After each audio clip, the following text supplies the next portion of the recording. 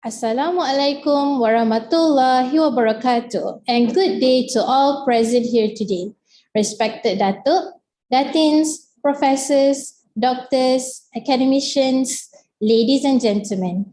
I am Nazim binti Saul Hamid, your MC for today, and on behalf of the organizing committee, I would like to welcome all of you to the 4th International Conference on Accounting and Management for the year 2022 with a special theme, The Business and Accounting Landscape in a Pandemic-Altered World. Respected guests, we are currently streaming live via Zoom, YouTube, and Facebook, and we would like to kindly ask for everyone's cooperation to mute your microphones throughout this conference. Alhamdulillah, we are gathered here today for a special virtual event, and it is our greatest honor that all of you are able to join us today. For your information, this conference is jointly organized and hosted by the Faculty of Accountancy, Universiti Teknologi MARA, UiTM Malaysia, Islamic Accounting and Finance, and Strategic Management Accounting Research Clusters, and ISRA University, Amman, Jordan. A special thank you and gratitude to our collaborators, Polytechnic University of the Philippines, Seoul Platje University for South Africa, Tashkent Institute of Finance, Uzbekistan, Sekolah Tinggi Ilmu Ekonomi Ikutas Universitas Negeri Surabaya, and Universitas Swadaya Gunung Jati, Indonesia. We would also like to take this opportunity to thank our sponsor, KPMG Malaysia, as this event would not have been possible without their kind assistance. Bismillahirrahmanirrahim. It is my greatest honor and privilege to welcome Yang Berbahagia Professor Datuk Teknologis Dr. Hajah Rozia Muhammad Jano, Vice Chancellor of Universiti Teknologi MARA, UiTM. Yang Berbahagia Professor Ahmad Nusirat, President of ISRA University Jordan.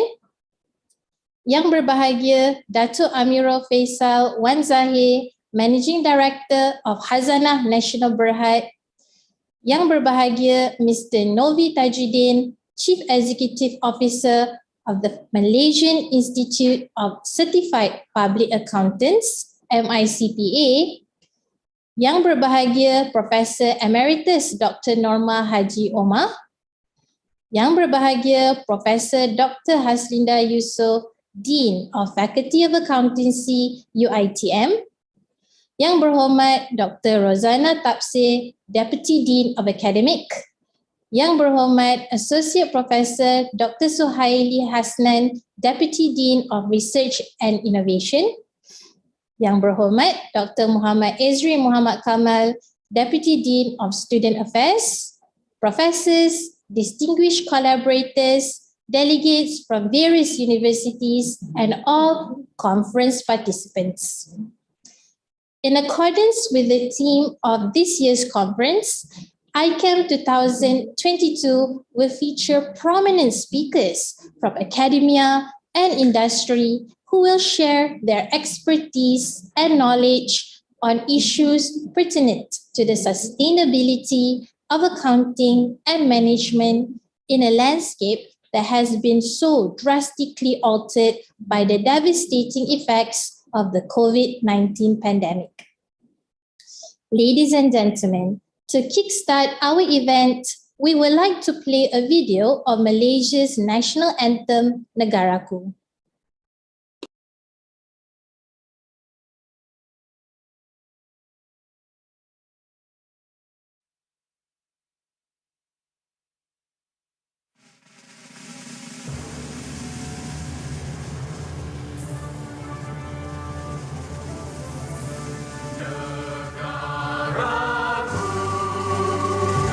Tanah tumpahnya darahku.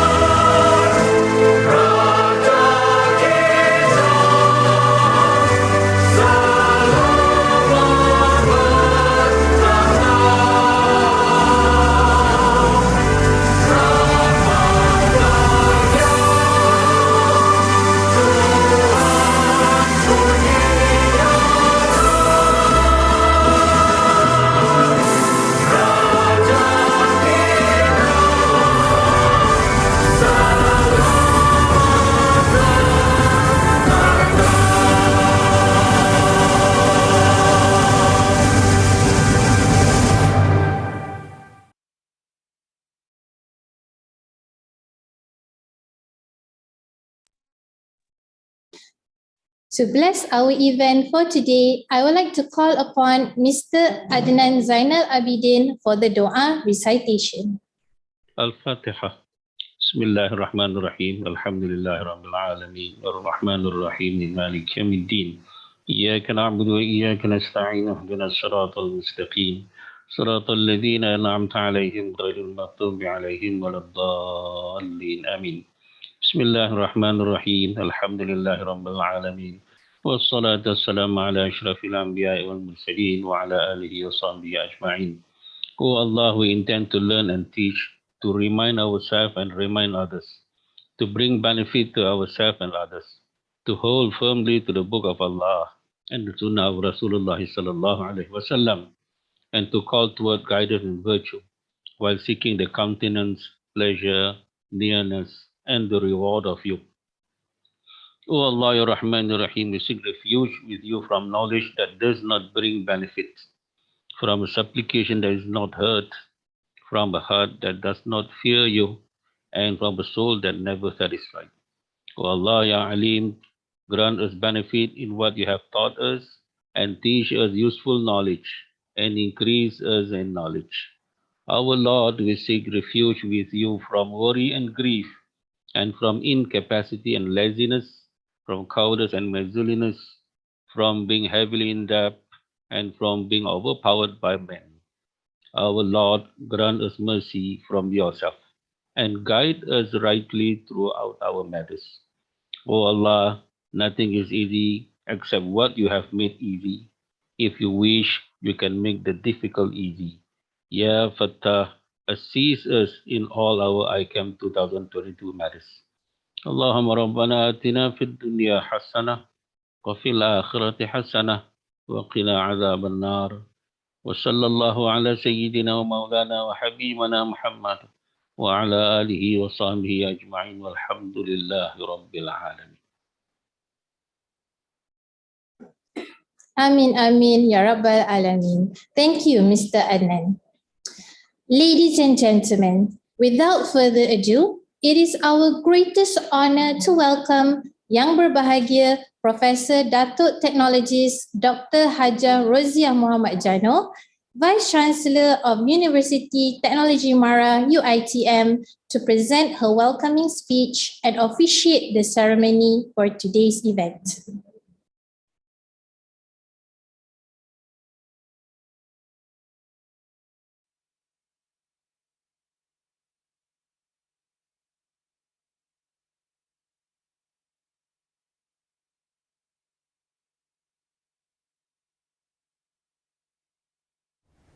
Bismillahirrahmanirrahim. Selamat datang diucapkan kepada tetamu-tetamu khas kita. Yang berbahagia Datuk Amirul Fisal Wan Zahir, Pengarah Urusan Khazanah Nasional Berhad.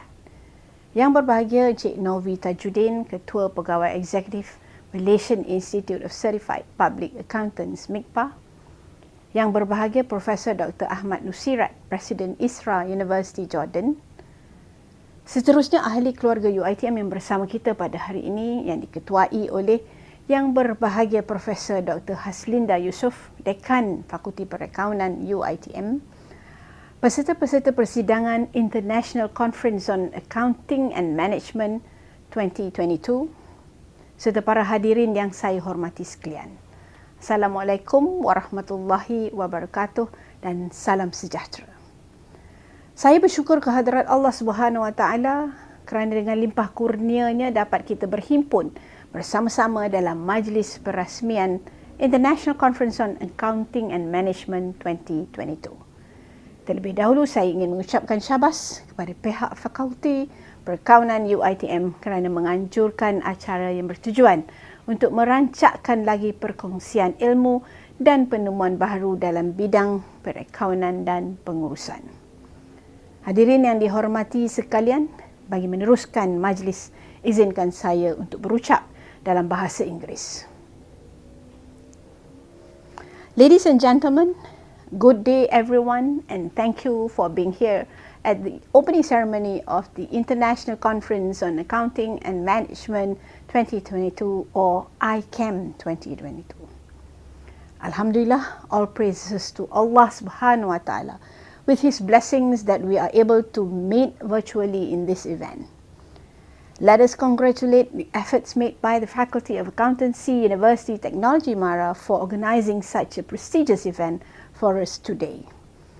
Not forgetting our co-organizer ISRA University, together with our very own collaborators, Polytechnic University of the Philippines, Sol Plaatje University, South Africa, Tashkent Institute of Finance, Uzbekistan, Sekolah Tinggi Ilmu Ekonomi Ekuitas Universitas Negeri Surabaya, Universitas Swadaya Gunung Jati, Indonesia, as well as the Islamic Accounting and Finance and the Strategic Management Accounting Research Clusters. I am pleased to be here among academicians, experts, practitioners, and leaders of industry in the fields of finance, business, accounting, and management. Ladies and gentlemen, for the first time, ICAM is held virtually this year, with its theme, The Business and Accounting Landscape in a Pandemic-Altered World. We acknowledge that the COVID-19 pandemic has taught us a valuable lesson. Life must go on regardless of the trials we face. It is not a mere excuse to keep creating and achieving remarkable things.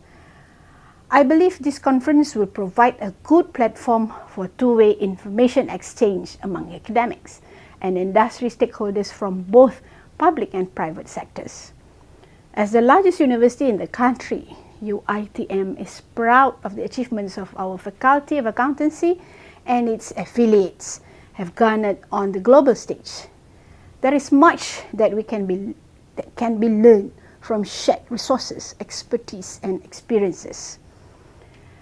Let us use the opportunity that ICAM2022 has given us to discuss and exchange views on current issues. Together, we can find ways to solve accounting and management issues in today's economic landscape. Distinguished guests, the accounting profession is facing an ever-evolving environment. Professional bodies, along with 37,000 of their members and educational institutions, need to respond to these changes with agility. Regardless of the presence of COVID-19, changes will happen, and we must always be ready while expecting these changes. Not to mention, the profession on its own is transforming due to technological advancement. Accountants are shifting to routine via accounting software programs to serve clients who require a new skill set that graduates must possess. It is a well-known fact that accountants today will use increasingly sophisticated and intelligent technologies to enhance or replace irrelevant working styles. They are able to increase efficiency by using artificial intelligence to mechanize complex tasks and processes with extreme accuracy while reducing operating costs at the same time. While trying to engage with clients and expand brand reach, social media has become a powerful tool to have at one's disposal. With over 3.9 billion users, it will be beneficial, especially for long-term marketing strategies. Plus, with the help of cloud computing, accountants can now perform their tasks from any location and deliver financial information and reports. There is also a growing interest in social and environmental issues with associated measurement and reporting complexities. Accounting professionals now have the possibility and capacity to change and look beyond the numbers while understand how they can impact communities and the environment. There are expectations for accountants to communicate well so they can advise clients and be on speaking terms with professionals from other fields. With better communication and engagement, there will be insightful perspectives on suitability of solutions. We are well aware that globalization has caused dramatic changes not just in accountancy but also in other fields like communications, transportation, and information technology, including small and medium enterprises. As of today, we have about 1.1 5 million SMEs that make up 97.2% of the total number of businesses in Malaysia. I believe with the implementation of technological advancements in the field of business and accountancy, they can work together as key agents for internationalization of these SMEs by providing the right advice on accounting practices and opportunities.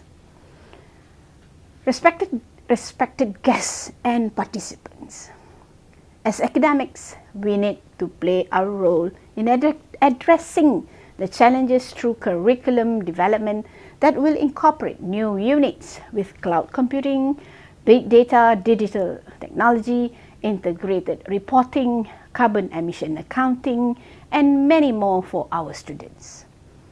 Moreover, universities and professional bodies should work together to collate experts in new areas while running new courses. Simultaneously, existing faculty members should go for training and learning for recruit experts to coordinate and lecture these new units. With an ever-changing world, like it or not, we must move and adapt together with it. Be it educational institutions, professional organizations, or their members, we have to contribute by building a learned profession with mechanism to meet future demands. Hence, I look forward to the exchange of ideas and insights throughout this conference. It is such an opportune time for all of us to make crucial steps towards the sharing of knowledge, ideas, and experiences that can make the world a better place to live in. On that note, and in the name of Almighty Allah, most beneficent, most merciful, I hereby declare the 4th International Conference on Accounting and Management 2022 officially open. Thank you. Wabillahi taufiq wal hidayah. Wassalamualaikum warahmatullahi wabarakatuh.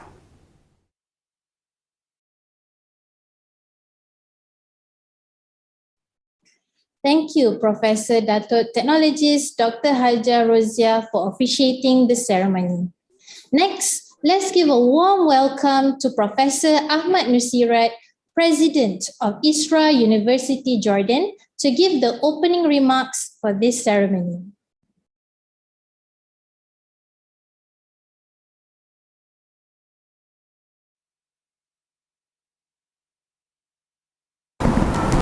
Bismillah ar-Rahman ar-Rahim.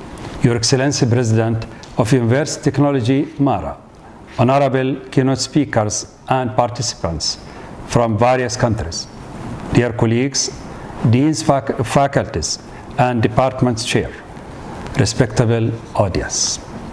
I would like to take the honor of welcoming each one of you to the 4th International Conference on Accounting and Management. This is a great event for all of us as a result of the cooperation between Technology University MARA in Malaysia and Isra University in Jordan. The conference's theme emphasizes the close relationship between all disciplines related to business in financial and banking management, accounting, business management, sustainability, and innovation, creativity, and behavioral studies. Today, we will have sessions and discussions on different topics of the aforementioned theme. We are also eager to hear from our delegates about their ideas and thoughts during the two-day conference. As you know, the pandemic has sent shockwaves through the global economy. People are worried about their lives and livelihoods. Governments in developing countries have very limited resources.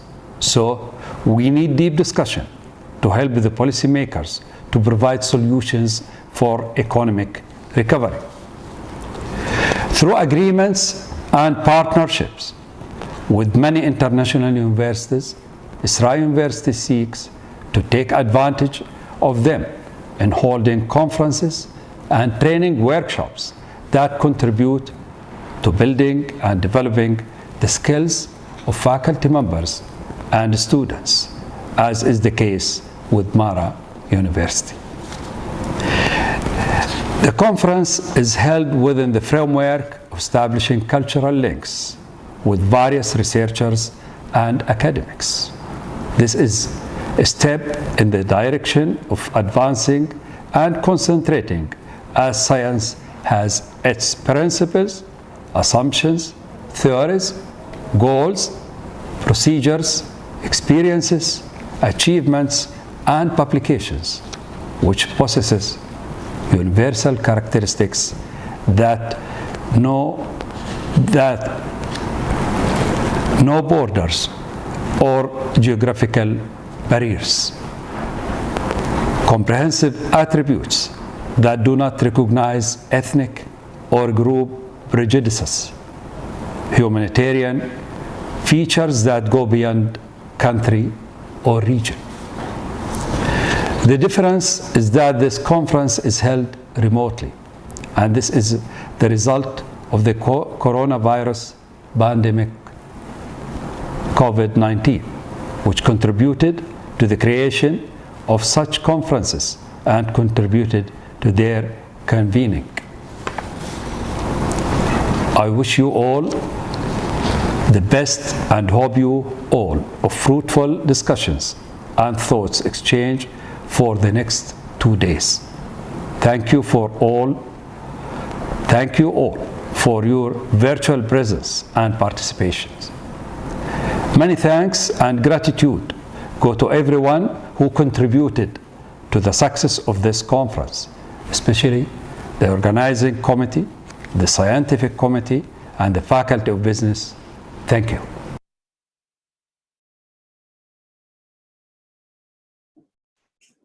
Thank you very much, Professor Ahmad Nusirat. Before we continue, we would like to ask upon everyone in this virtual event to open their cameras for the photography session for us to commemorate our event today. Okay, ladies and gentlemen, please do open your cameras.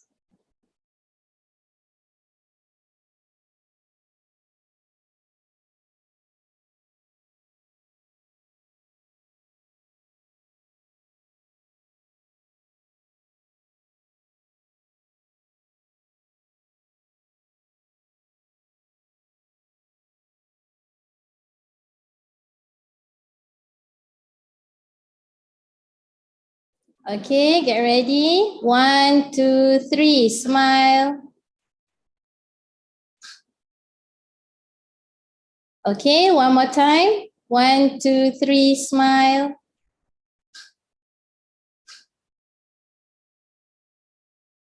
Okay, thank you very much to all respected guests for your cooperation. Ladies and gentlemen, please allow us now to show a video montage of ICAM 2022.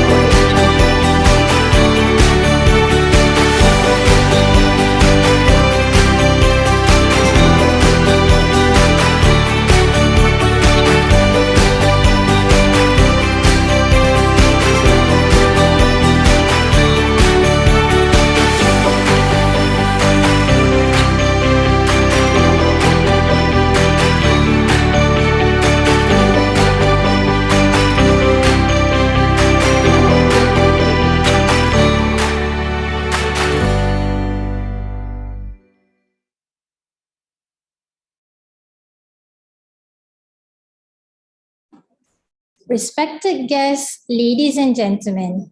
It is my greatest honor to welcome our first keynote speaker, Yang Berbahagia Datuk Amirul Faisal Wan Zahir, Managing Director of Khazanah Nasional Berhad, to deliver his speech entitled Turning Point in History, Insights from a Provider of Capital.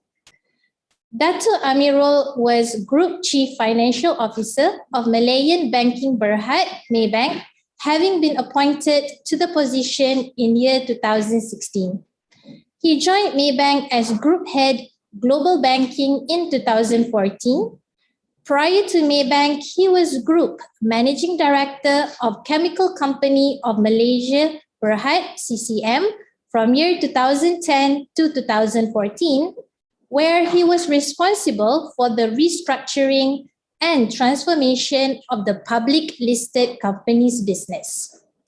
Datuk Amirul was previously Executive Vice President Special Projects at Permodalan Nasional Berhad, PNB, in 2010, and Managing Director, Head of Investment Banking at Maybank Investment Bank Berhad from 2008 to 2010, where he was responsible for the investment banking, corporate finance, equity capital markets, and venture capital divisions.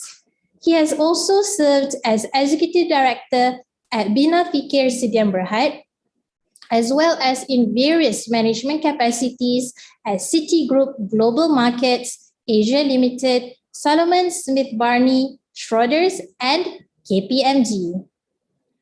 Just a little housekeeping before we get started. If you have any questions, please type them into the chat box in your control panel, and I'll bring them up later during the Q&A session. Without further ado, let's welcome Yang Berbahagia Datuk Amirul Faisal Wan Zahir. Thank you. Thank you very much for the very kind introduction.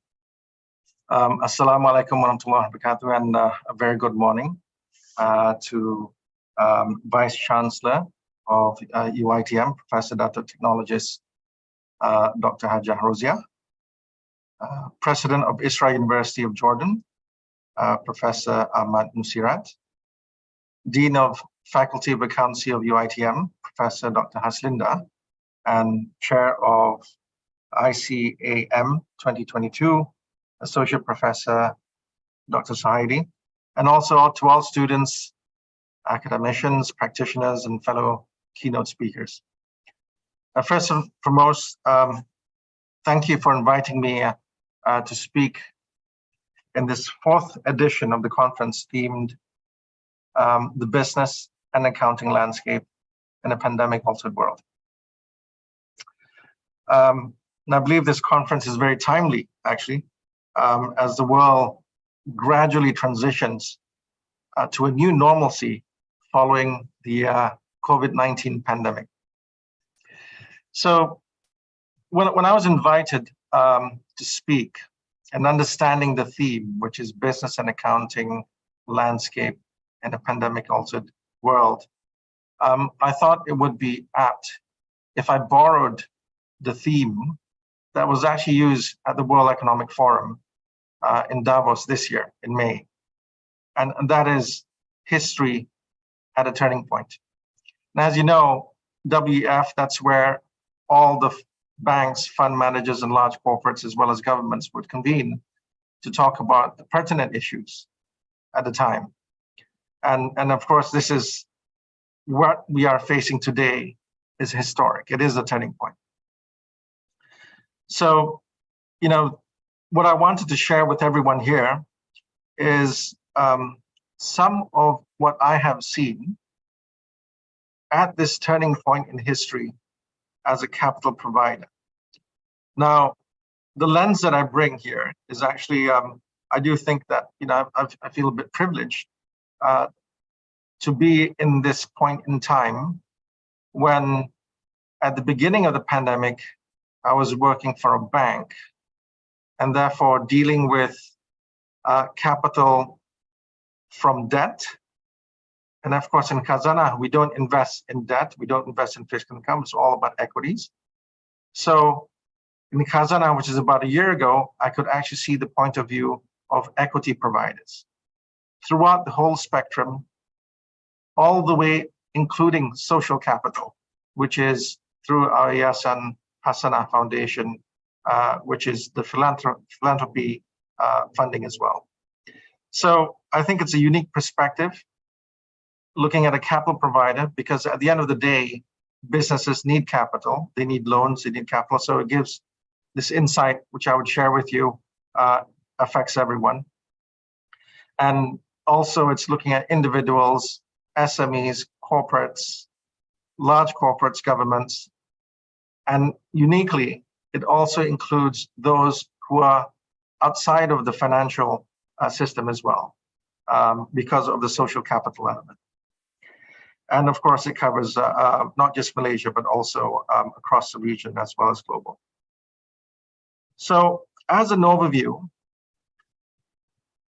what we call a pandemic-altered world is perhaps an inevitable landscape that we actually had sight of pre-pandemic, but it's accelerated because of the pandemic. Now, corporates and organizations would know this. We tend to move faster when we have a burning platform. And that's what the world faced. The world faced a crisis, a burning platform, and a lot of things that perhaps we were working on was accelerated as a result of that. And you know what they say, I think Winston Churchill mentioned this, when you have a crisis, never waste a good crisis. Let's learn from this and see how we can actually become stronger. So that's what I'm gonna start on, is perhaps a reflection of what we went through. And as we go through a reflection of what we had encountered, I'll also mention some of the insights that I would like to share, at least what I saw, and hopefully other people can appreciate this as well. So the first phase, if you remember, and this is actually quite interesting because we all went through the same journey, but each and every one of us would have experienced it very, very differently, and we would have a different view of that situation as well. So I'm going to start with the first one, which is basically the total shock and the total lockdown, if you remember that period. Now, I was in Maybank at the time, and being in a bank, it's all about managing risk.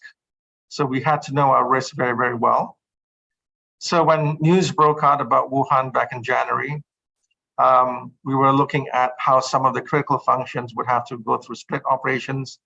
And by February, even senior management had to split operations. I could not be in the same building or with the CEO at the time. And of course, when March came, then we had the total lockdown. But one thing I'd like to share, and this is the insights here, is that during the lockdown, we could see a few cracks appearing. Now, they were there before. It's not to say that they weren't there, but suddenly the spotlight started to shine on some of these cracks. And one of it would be business resilience. Now, each organization had to grapple with a total lockdown situation and continue their operations if they were a critical service. So the cracks started to show construction companies, manufacturing companies, the resilience that people try to practice, to anticipate. Those were the things which some people found that, hang on a second, sometimes we're not as resilient. Communication. Today, we're having this conference via Zoom. I don't think anyone knew what Zoom was prior to the pandemic. Probably WebEx. Now, the bank the bank used WebEx, but somehow during lockdown, it was not good enough. So everyone shifted to Zoom or Microsoft Teams. But that's an example about resilience. The other thing that talking about the business resilience was workers' rights. If you remember construction companies or manufacturing companies, it was fine when they were in the factories, but when they were in their living quarters or home, it wasn't conducive.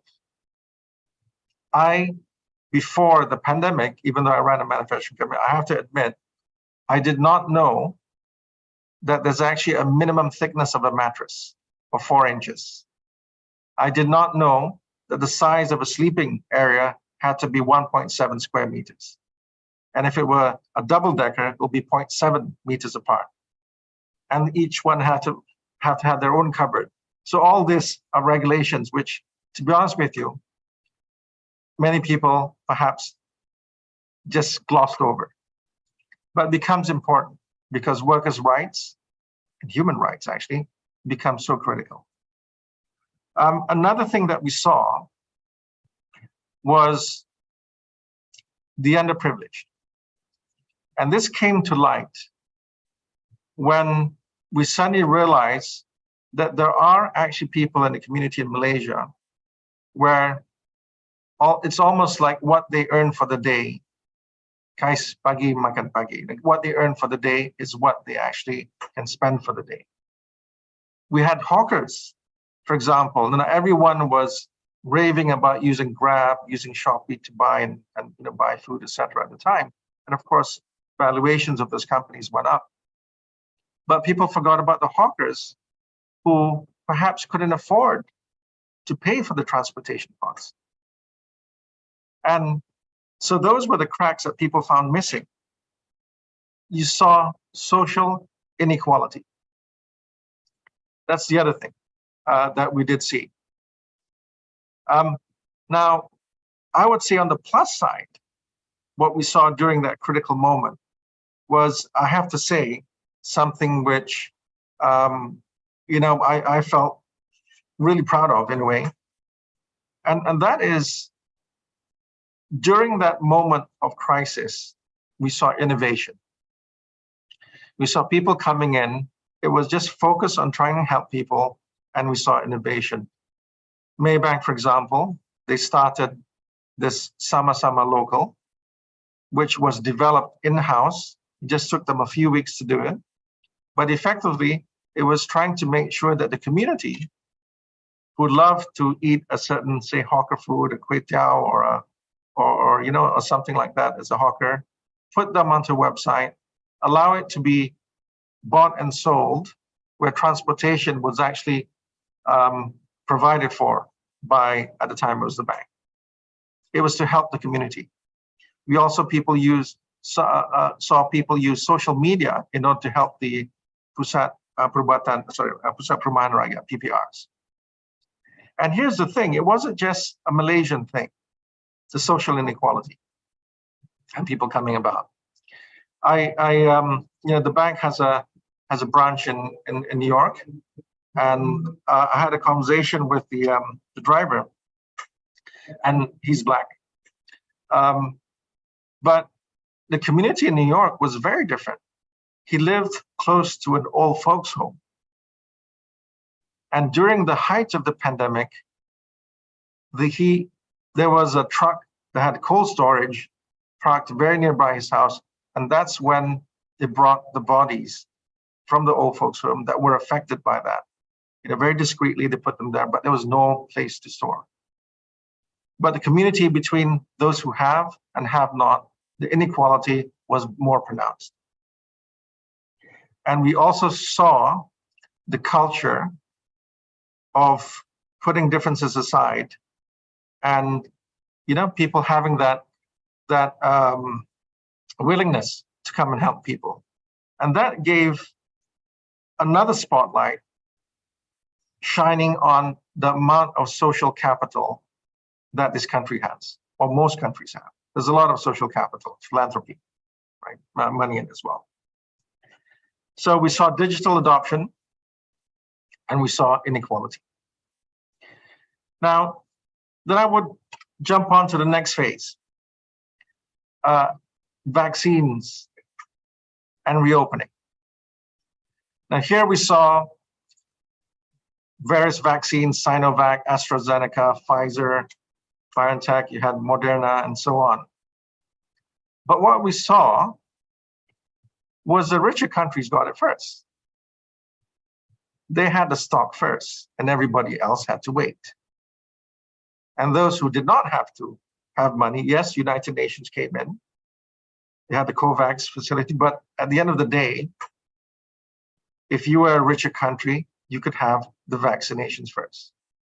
You can make your population more resilient to this disease and recover faster, which widened the gap between richer nations as well as poor nations. Not only was there a gap in the first place, but because of this so-called inequality by nation, the stronger can get stronger faster, and the weaker takes more time.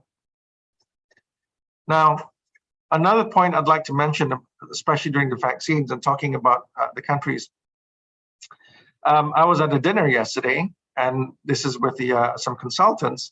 So I asked the question, so how much was spent by governments across the world globally in order to handle the pandemic from the beginning until today? And the answer, or the estimate that I got, was about 20 over trillion. That's how much money, capital, was mobilized during this time. That's never before in history at a turning point. Now, this has its consequences, which I'm going to touch on a bit later. But the other thing when we saw about the reopening was supply chain disruption. And that became more pronounced. I'm not sure whether some of you tried to buy a car as the country reopened, just to take advantage of no sales tax, but supply was not there. And why? Well, because the chips are not there. Why are the chips not there? Because Malaysia was still in lockdown, right? So that's an interesting thing about the insight of how the world is so connected when it comes to a global manufacturing hub. And there are some critical choke points in supply chains, which has come to light. And that actually has some implications. And these are the insights, I guess, we can learn from that, is national security considerations are becoming more paramount. I talked about vaccines as one. Then, of course, we can talk about energy and food, but also chip supply is becoming critical, which really comes back to geopolitics as well.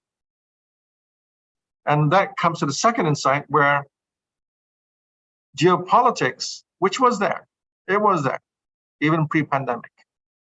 But the insight to what we see in terms of supply chain, in terms of inequality, that kind of like heightened it a bit. The US-China tensions in Taiwan, for example, is about chips. The fact that the US has a chip act is about chips, right? Semiconductors. So that again becomes an insight, and it was there pre-pandemic, but a spotlight was shown very clearly on it. Now, the other thing I'd like to mention is sustainability. This, all of us could have seen, and I'm sure many of you would have appreciated it during the total lockdown back in 2020, where the world could actually have a glimpse of what it could be with so much reduction in emissions. Everyone posted in the social website, whether it's in Delhi, right, of how you have the clear blue skies. I myself, I was on Zoom, back-to-back meetings, but one thing I could realize is, oh, the birds are starting to come out. Things are, you know, it was becoming noticeable. The wild animals were going into some of the the habitated areas, the people where you had small townships. So everyone had a glimpse of what it can be if we were to focus on climate. And it's not just climate. When it comes to sustainability or ESG, I talked about human rights as well. So there's a realization that this is so, so important as well. So it's climate, the social aspects of it, as well as the governance aspects of it. ESG, now ESG has been there even pre-pandemic. Let's not forget that, right? But this burning platform which the world is, has or is experiencing, has put it to the forefront. And sustainability, I'm going to talk a bit about that, is becoming a much faster change. Let me share with you. So I became CFO of Maybank in 2016. And this story of ESG is something that everyone is hearing very, very loudly today, and perhaps the last couple of years. But back in 2016 or early 2017, as a CFO, you have to meet your investors and you need to go on roadshows across the world. So in Stockholm, I met a shareholder of the bank, and they represented the workers of a Scandinavian country. But of the 50-minute time allocated to talk about the performance of the bank as a shareholder, 45 minutes of it was a discussion on what are we doing for climate change? What are we doing? Are we funding? Are we putting capital to businesses where, that there's no responsibility when it comes to climate change? So that was back then in 2017. And there was that realization that the momentum was really, really speeding up. In COP26 last year, 89% of countries in the world has some form of commitment for carbon reduction, whether it's net zero by a certain date. Our country, net zero at the earliest by 2050. It was like a domino effect post-pandemic. It was a big rush where everyone wanted to do it. And that's something which is, it's a huge impact and implication for capital providers, for businesses, for accountants when it comes to reporting as well. And I'll talk a bit more about that as I summarize.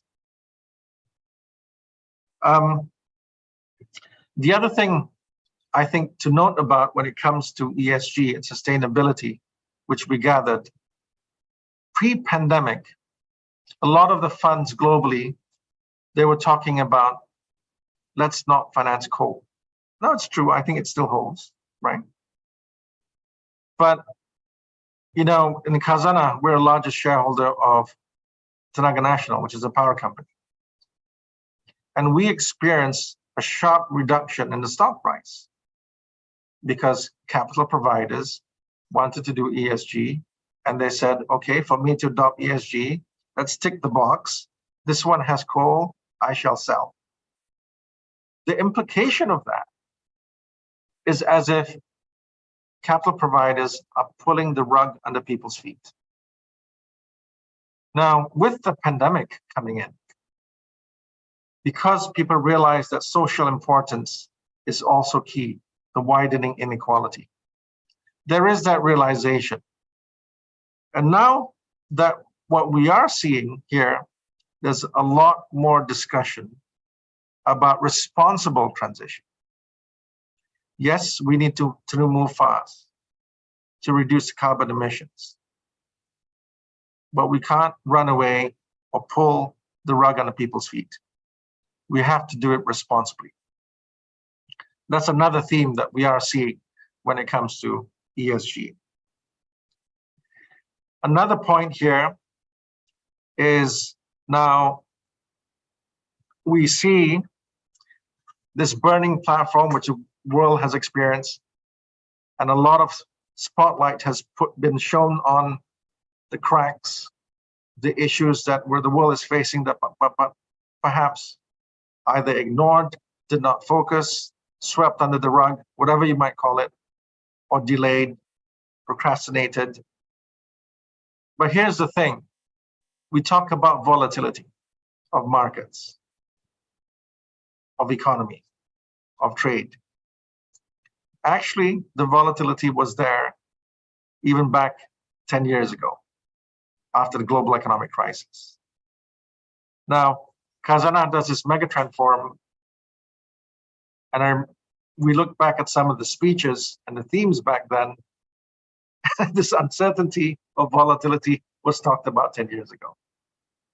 But it does seem to be that this is perhaps kind of like a norm going forward. Now, I'm going to try to summarize some of these insights which I mentioned, but also the implications to businesses and perhaps the implications also to the accounting community. First of all, one of the things I mentioned early on is digital adoption. There's a whole topic about digital adoption, whether it's communication, whether it's using blockchain, whether it's using AI, cloud computing. There's a whole topic around it. But one thing I would say, and this is what I put forward to all the businesses, everyone here, is that digital adoption is a norm. The ability for businesses or large businesses or nations, the ability to be able to code at scale, right? The ability to code at scale is no longer a competitive advantage, but it becomes a prerequisite for a successful nation. And we realize this as far as Khazanah is concerned, because we have investments. We're one of the early investors in Alibaba, for example, close to 10 years ago, about 10 years ago, right? So we saw the massive movement in China, and we're trying to make sure that the same happens here. In Maybank, for example, that was something that was seen very early on, and they've actually moved very, very early as well. But the ability to adopt, to code, to become resilient, not to use it as a customer and hire vendors, but to be able to create something is now a prerequisite for a successful nation. Digital adoption, that's one thing. The next thing, which I mentioned earlier, and I'm going to mention again here, is inequality. It cannot be ignored or swept under the rug. In most countries, the politicians, for example, talk about this a lot because that's their job. But it cannot be a conversation just at that level. It should be a conversation for each and every one of us in business, capital providers, and anywhere. And what we need to do is not just a lot of charity. That's not it, right?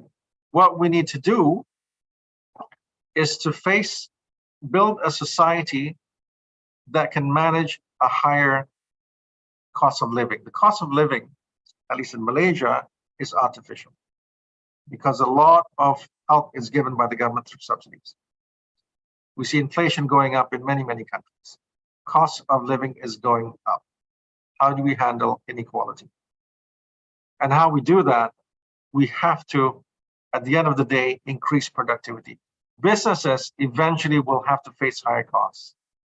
And for them to remain profitable, you do need to increase productivity and move up the innovation change. It could be process innovation, right?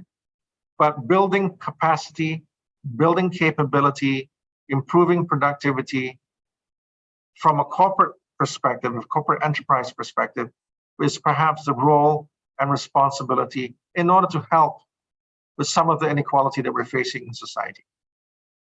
Yes, there's a social capital as well, which will be mobilized in order to come up with new ways of financing. We talk about blended financing, but we mix social capital as well as the commercial capital. But inequality is one.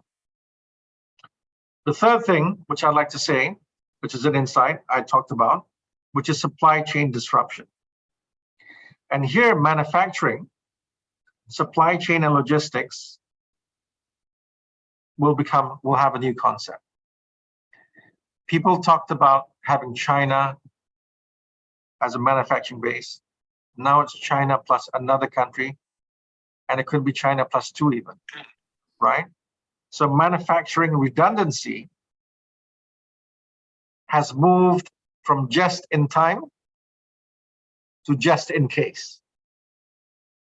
That's actually a big shift in terms of how a lot of corporates and businesses would have to handle going forward. The fourth item, geopolitics. That's another big thing. And we've all seen, and we are seeing it, where it's not just about energy security when it comes to geopolitics, which is so prominent right now as we see, as a result of the Russia-Ukraine conflict. That's one. But also about technology superiority. And then come back to this digital adoption and technology. That's something which is so critical as a nation. And as far as our students and our people are concerned, that's something that we have to move faster. And as far as energy is concerned, it's also about who can move up the chain and lead the pack when it comes to energy transition superiority. I can see this coming in when it comes to alternative energy or renewable energy. Now, fifth item, there's actually 6 altogether, okay, is sustainability. I talked about that as well. So here, as far as Khazanah is concerned, we have investments in most of our companies, and I'm pushing all the companies to move faster, which is basically the speed of transition. Businesses need to pivot. And why I say that is because when you change the resources of what goes into your input as far as a factor of production, when you look at the human rights elements and there's an increase in costs in treating workers, how are you going to survive as a business? Using cheap energy is no longer there. You have to pivot to renewable, which may be increased as a cost of input. Social behavior of the customers are changing. So it's almost like a relook at structural changes of manufacturing and supply chains going forward. So sustainability has to be at the forefront of people's minds. And I don't know whether people realize this, but today, globally, there's about 50 gigatons of carbon being emitted.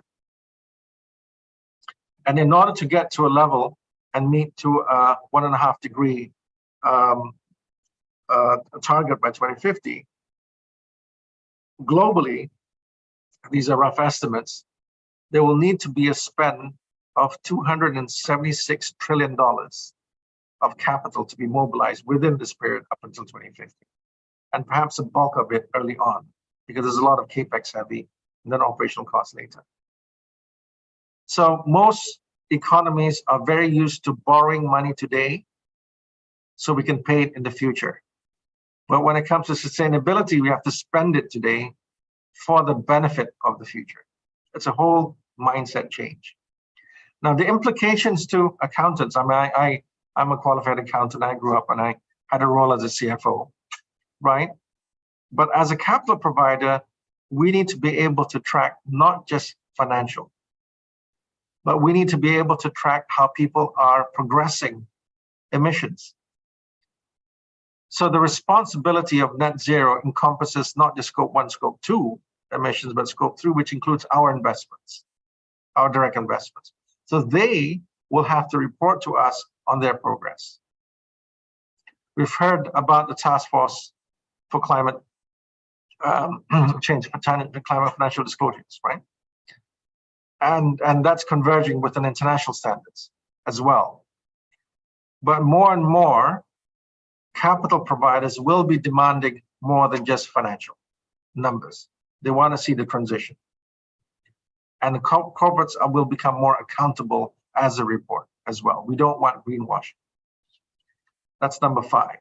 I'll recap this: digital adoption, inequality, supply chain disruption, geopolitics, sustainability, and the last point here is volatility and uncertainty.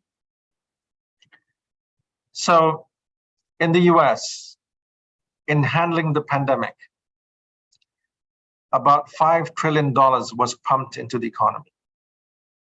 About half of that went into the hands of the population directly.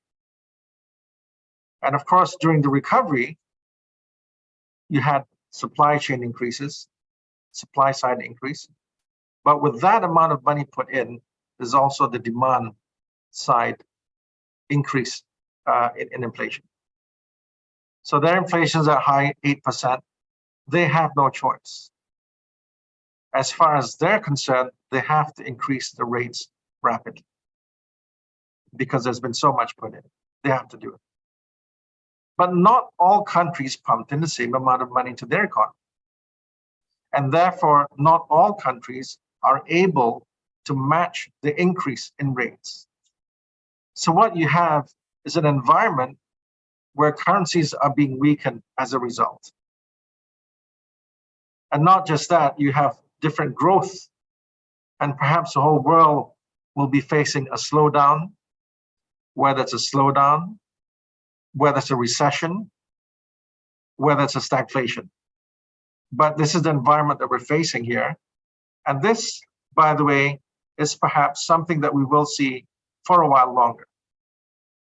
Sustainability is, like it or not, there's increased costs.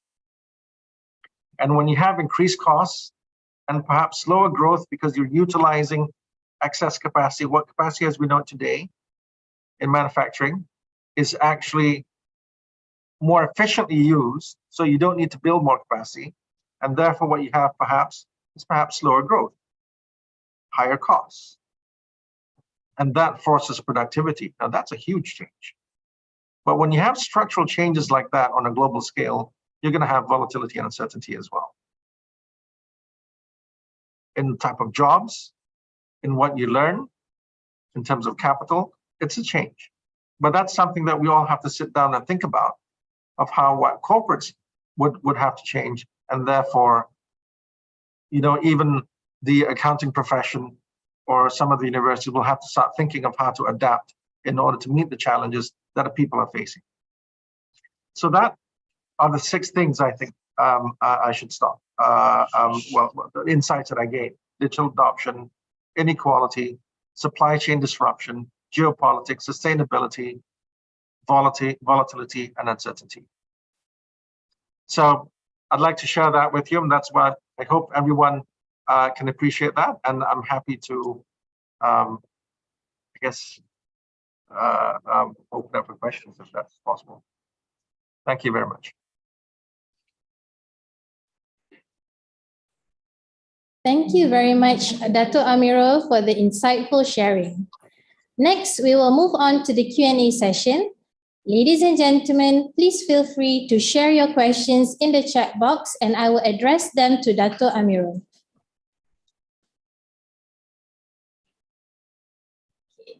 Dato' Amirul, we have one question at the chat box from Muhammad Nazmul, Dr. Muhammad Nazmul Huq. All right. So his question is, Dato', as you are working with philanthropic projects, what is your view when we face sudden crisis? Should we establish more way out concepts like concept of a ta'awun or cooperation well-being, which is an important action that could make a great role in building a good nation, especially for the low-income people by educating society?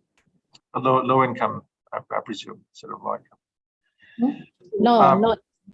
Yep. Okay. So I may not be answering this question directly, but I think I'm going to talk about philanthropic projects. And I would also say not just philanthropic projects, but also philanthropic capital as well. And talking about the social well-being. When it's about empowerment of the low-income people. And it's very interesting because, was it last weekend? It was the weekend before last, I remember. So I did, with our Yayasan Hasana team, visit a PPR project, which is, some are actually very good, some are at the lowest. So this is the lowest rung, right? And what is interesting is to realize that it's about organization, coming as a community, and empowering with education, etc. So a lot of good things are being done in the sense of empowering, teaching, whether it's how to make a business, how to sow, amount of seed capital, etc. Right? And it's also interesting because even the youngsters were introduced to computers, and this is something which you want to buy a computer is not cheap, but through innovation they came out with a computer using used parts where you can actually buy it for 500 ringgit. It's actually a very is one of these Raspberry computers as well. So I think what I'm saying here is that I wouldn't say it's a way out, but I would say is the ability to mobilize social capital and have it more organized to tackle the really underserved market, the really underserved community. The community which you might say is perhaps the miskin tagar, or the ones that's actually very the low income. And in some cases, it's not just social capital, but it's also mixing it with commercial capital. Why I say that is because these so-called entrepreneurs may start out very small as a business, but as they grow, they become successful. And there's a lot more potential there. So we do have social entrepreneurs who actually make a lot of money. Well, not a lot of money, but they actually make money. So that's another area that we can actually look at in terms of promoting social entrepreneurship as well, that we see in order to help the lowest level of the income. Now, there are those that are a bit higher, by the way, and those are the ones where we already have institutions that can come and help, whether it's educational institutions, public schools, etc. And let's see how we can actually improve that further. We did a study in Khazanah Research Institute. The really low rung is really the B20, where you do need that social capital to come in. And the rest, I think that's something which we need to empower them and help them in order to build capability going forward. So it is going into a bit more detail, mixing social capital, social entrepreneurs, and together with the commercial capital, having that more organized.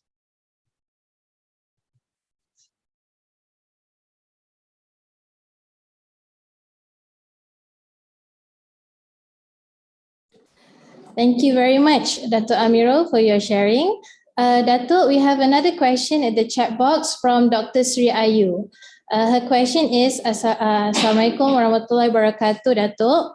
Thank you for the insightful speech. As an ex-ME banker myself, it is thrilling to hear you talk about a critical issue facing all of us today from the capital provider's perspective. I was just wondering, with nearly 100 billion ringgit worth of net assets, how far and serious has Khazanah Nasional Berhad been in embracing responsible financing? To what extent have your investment decisions so far shaped the behavior of your existing and prospective investees in relation to their environmentally related activities? Thank you for that question. I really appreciate that because it actually allows me to do a bit of marketing as well, right? Because we did when I came in, Khazanah has actually been active in responsible investing for many years. It was perhaps one of the pioneers as well in doing so. About even prior to the last decade. But I think it hasn't been prominent in terms of voicing what it does and being more structured in terms of its approach, which is why we came out with our sustainability framework in June recently, where we actually point out what we want to focus on. The net zero target by 2050 is there. And we're not just going to put it as a target for ourselves, but we want to make sure that all our investee companies, mainly the ones listed on the Malaysian Stock Exchange, would also follow suit.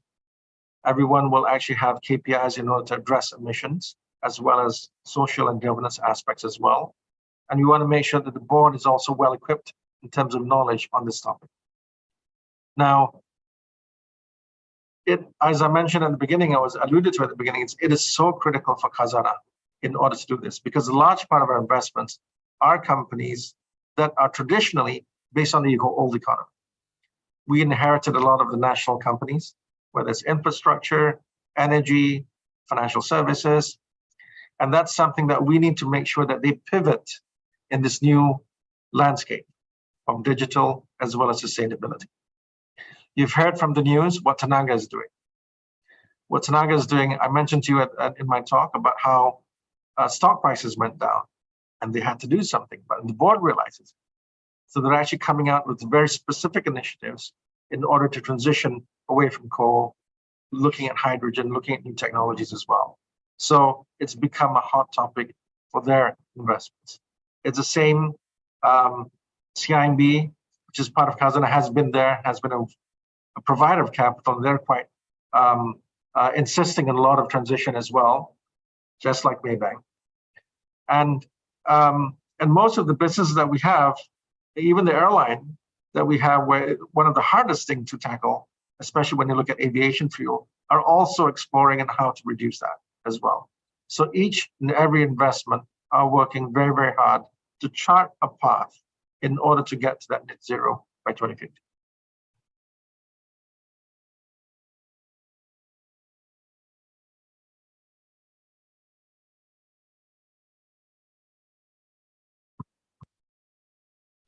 Thank you very much, Dr. Amirul. Ladies and gentlemen, if you have any other questions, we still have time, so please type your questions in the chat box and we will address them to Dr. Amirul.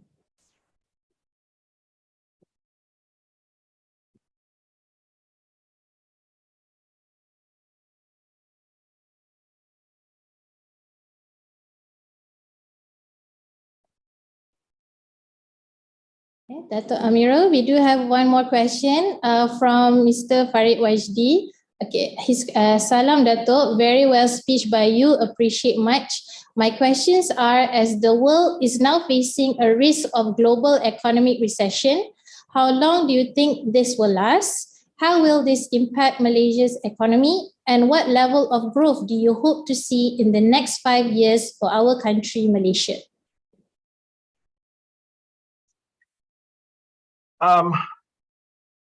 Well, first of all, I think the jury is still out there whether it's a technical recession and how long it would be, etc.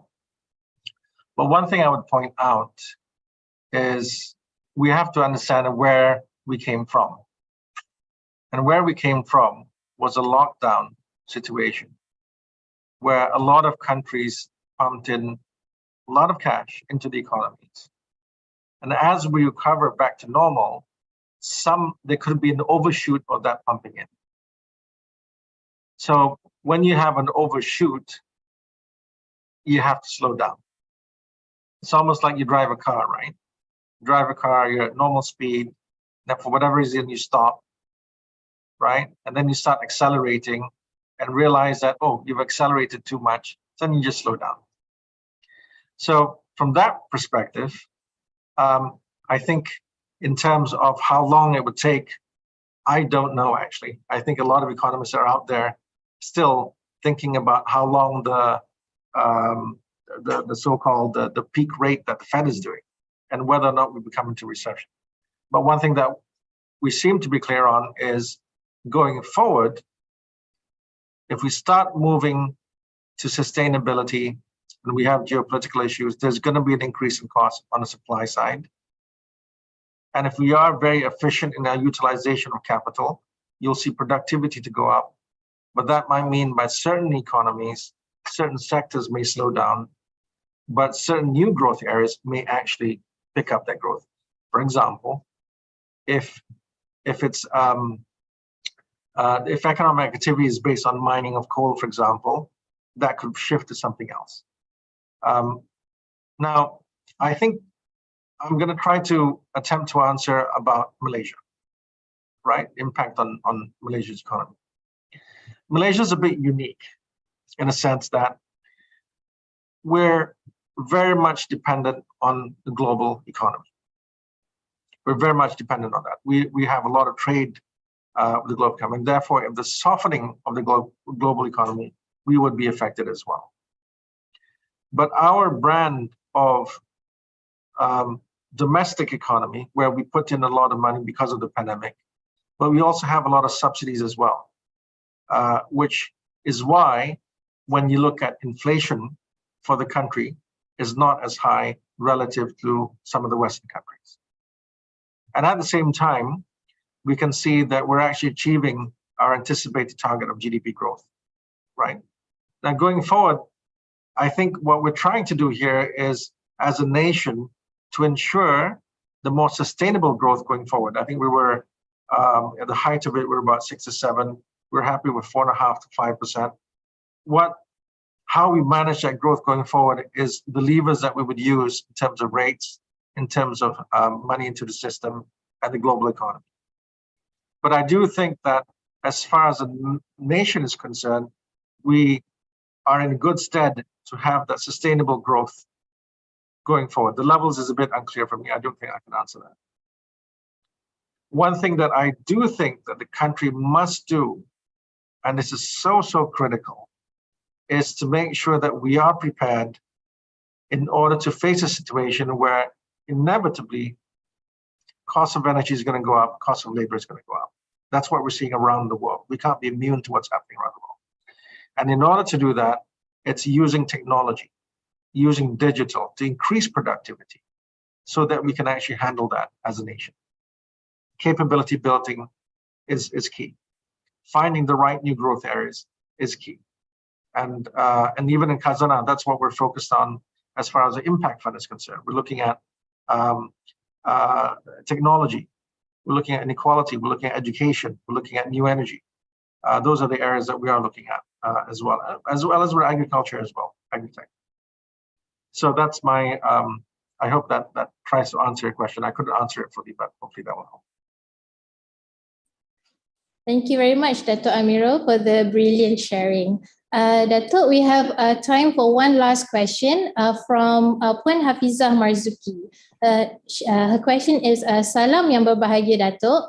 Amid the challenging economic condition originated from the pandemic, many people have also been struggling to cope with the cost of living, which do not appear to be in the same trend with the incomes of many Malaysians.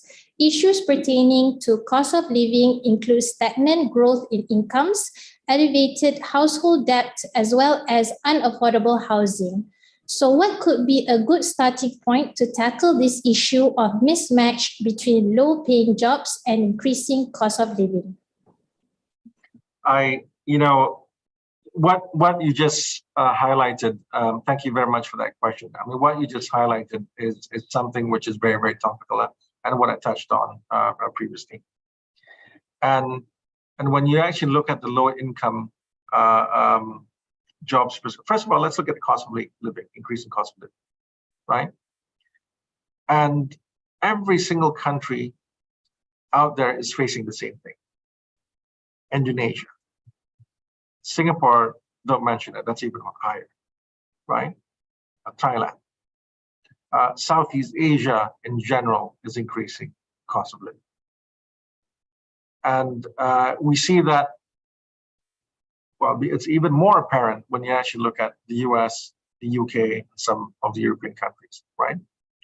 Whether it's the cost of energy, whether it's the cost of food, for example. And remember the structural changes which I talked about when it comes to a shift in sustainability, supply chain from just in case, from just in time to just in case. All of this adds up.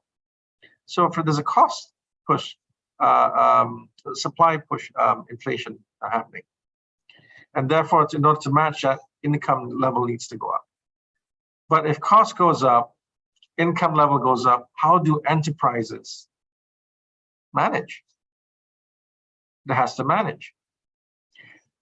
The practice of some other countries that's purely on a free market where there's not a lot of social net happening has been the survival of the fittest. That means you need to be productive, you need to innovate in order to make sure that you can tackle the higher costs. But I would say, MABs, that's one extreme, because I just talked about inequality and we can't put it under, I have a responsibility for that. But here, corporates do need to make sure and to be ready for a transition. Now, I think as a nation, we can afford in order to have a transition rather than a shock to the system.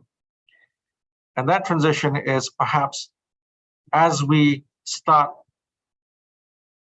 experiencing the higher costs of living, wages need to go up, productivity needs to go up. I mean, that's the answer. You look at wage increase, cost increase, you need productivity to go up. And how do you achieve that?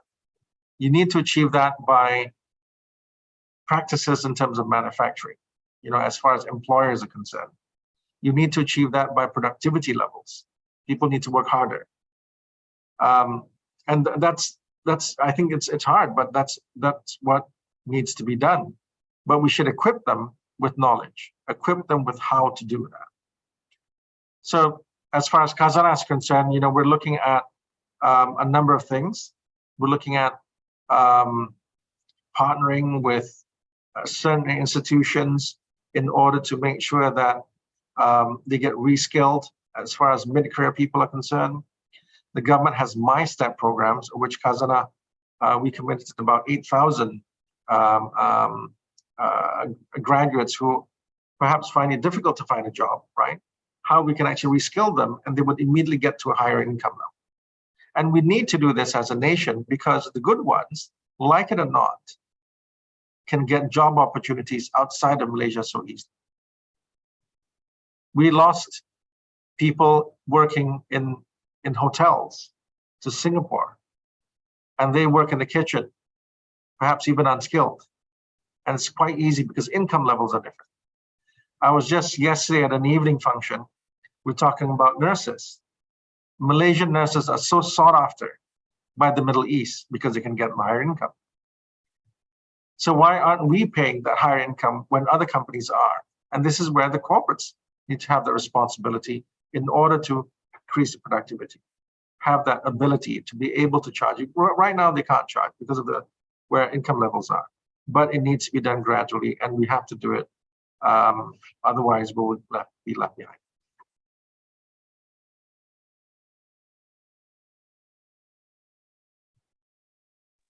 Thank you very much, Dr. Amirul.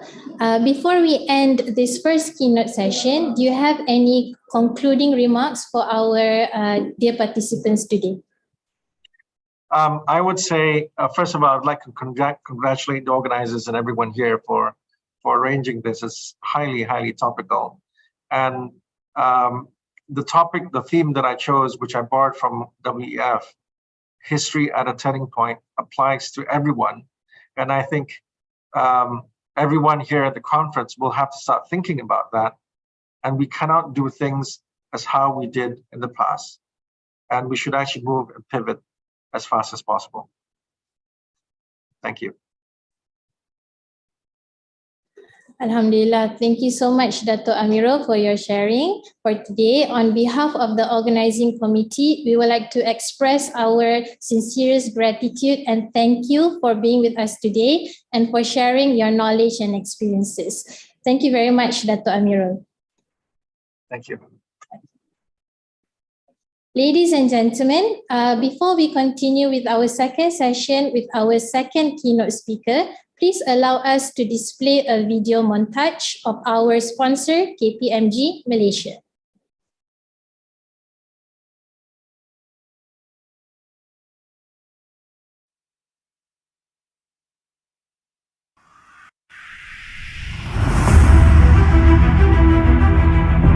In KPMG, we empower each other. Kami tidak pernah rasa disisihkan. 那个温热给温热一点不？我们肩并肩，一同面对困难。We strive for excellence. We practice togetherness. And we instill courage in our daily lives. We come from different backgrounds, but we share one goal. To inspire confidence and empower change. This is who we are, and this is our purpose. United as one, we have accessed the best talents at KPMG. As the head of Inclusion, Diversity and Equity, I pledge to create equal opportunities for people of all genders, races and religions. Here, we are regarded as a trustworthy industry leader in delivering the best services. We foster integrity and prioritize quality. In times of hardship, we know that we have a strong support system to keep us going. We have encouraging leaders that provide us with the platform to grow. The guidance to prosper. The ability to succeed. And the opportunity to mentor the next generation of leaders. This is our story, and we look forward to hearing yours. Sundung Sopin Sodu Tokong, Nga. Our hearts still connect as one. We as the leaders of KPMG work hand in hand to build a better KPMG community. We are inclusive, diverse and equal. ஒற்றுமை இருக்கும் இடத்தில் வெற்றி எப்போதும் கிடைக்கும். 同心协力，其利断金。 Stronger together. Bersatu teguh, bercerai roboh.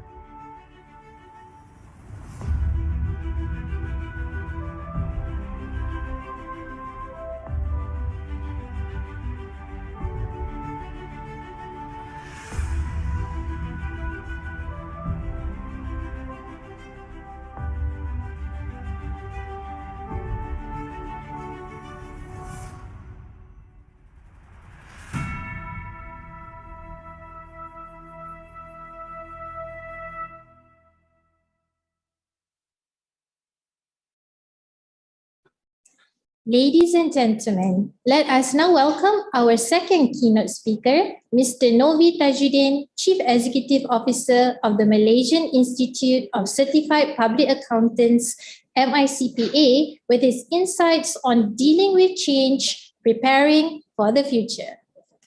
Mr. Novi Tajuddin holds a Bachelor in Accounting and Finance from De Montfort University, Leicester, UK, and is a member of MIA and fellow member of CIMA.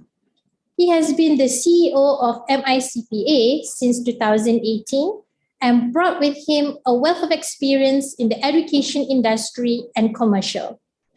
Before MICPA, Novi served as the COO of Education Malaysia Global Services, EMGS, an agency under the Ministry of Higher Education, and as a Director, Strategy and Engagement for Yayasan Peneraju, an agency under the Prime Minister's Office. Mr. Novi has been appointed as Education Committee Member of MARA since the year 2020 and has also recently been conferred as Adjunct Professor of UNITA International University. On the commercial sides, he used to be the regional CFO of Gatronics Asia Pacific and Japan, which oversaw operations globally, including Southeast Asia, India, Taiwan, Korea, and Japan. He held key positions in various entities such as AV Consulting, a Japanese company, the IA Group, Mimos Berhad, and Board of Director of Technology Park Malaysia, TPM, from the year 2017 up to the year 2020. Ladies and gentlemen, okay, if you have any questions, please type them into the chat box in your control panel and I'll bring them up later during the Q&A session. Without further ado, let's welcome Mr. Novi Tajuddin. Thank you and a very good morning. Assalamualaikum warahmatullahi wabarakatuh. First of all, I would like to thank UiTM for inviting me for the session today. It's my utmost pleasure to talk to all of you during this conference. I hope that my sharing today will be very beneficial to all. Yeah, be you from the industry or you from the you are an academic or even some students who are actually joining the session. Thank you for the introduction. So I think without wasting any time, let's continue with this session. So I have 1 hour including question and answers. Today I'm going to talk about dealing with change, preparing for the future. So first of all, I would say that I bring all of you to this part, which is the slide talking about where we were and what had happened to us in Malaysia. It is pre-COVID-19 and what happened, we would never know about it. We never thought that it is something that's coming up. COVID hit the country, hit the world and so forth. So you can see that we've been tested. We've been tested and the pandemic and endemic and then the post-pandemic now where we are here today. And this has impacted quite a number and majority all of us and all industries, including education, financials, construction, retail, and etc. Yeah.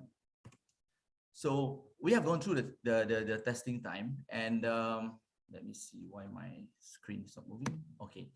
And I also would like to highlight to all of you about the 2020 year in review by World Bank. So what happened in 2020, World Bank actually looked at it and reviewed and saw that due to the COVID-19 pandemic, actually extreme poverty had happened. So there's a new poor actually that exists, and it actually has pushed an additional 88 million people into extreme poverty.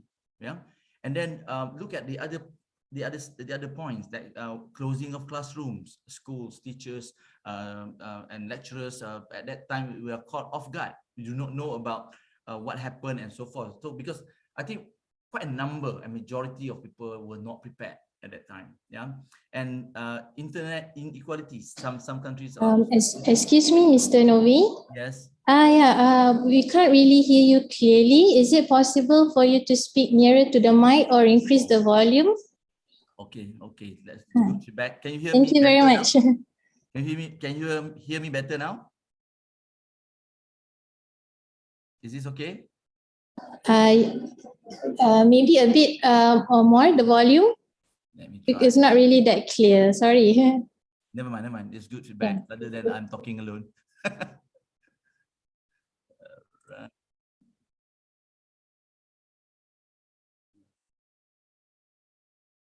Okay. Speak and pause microphone. Select yes. And test. So.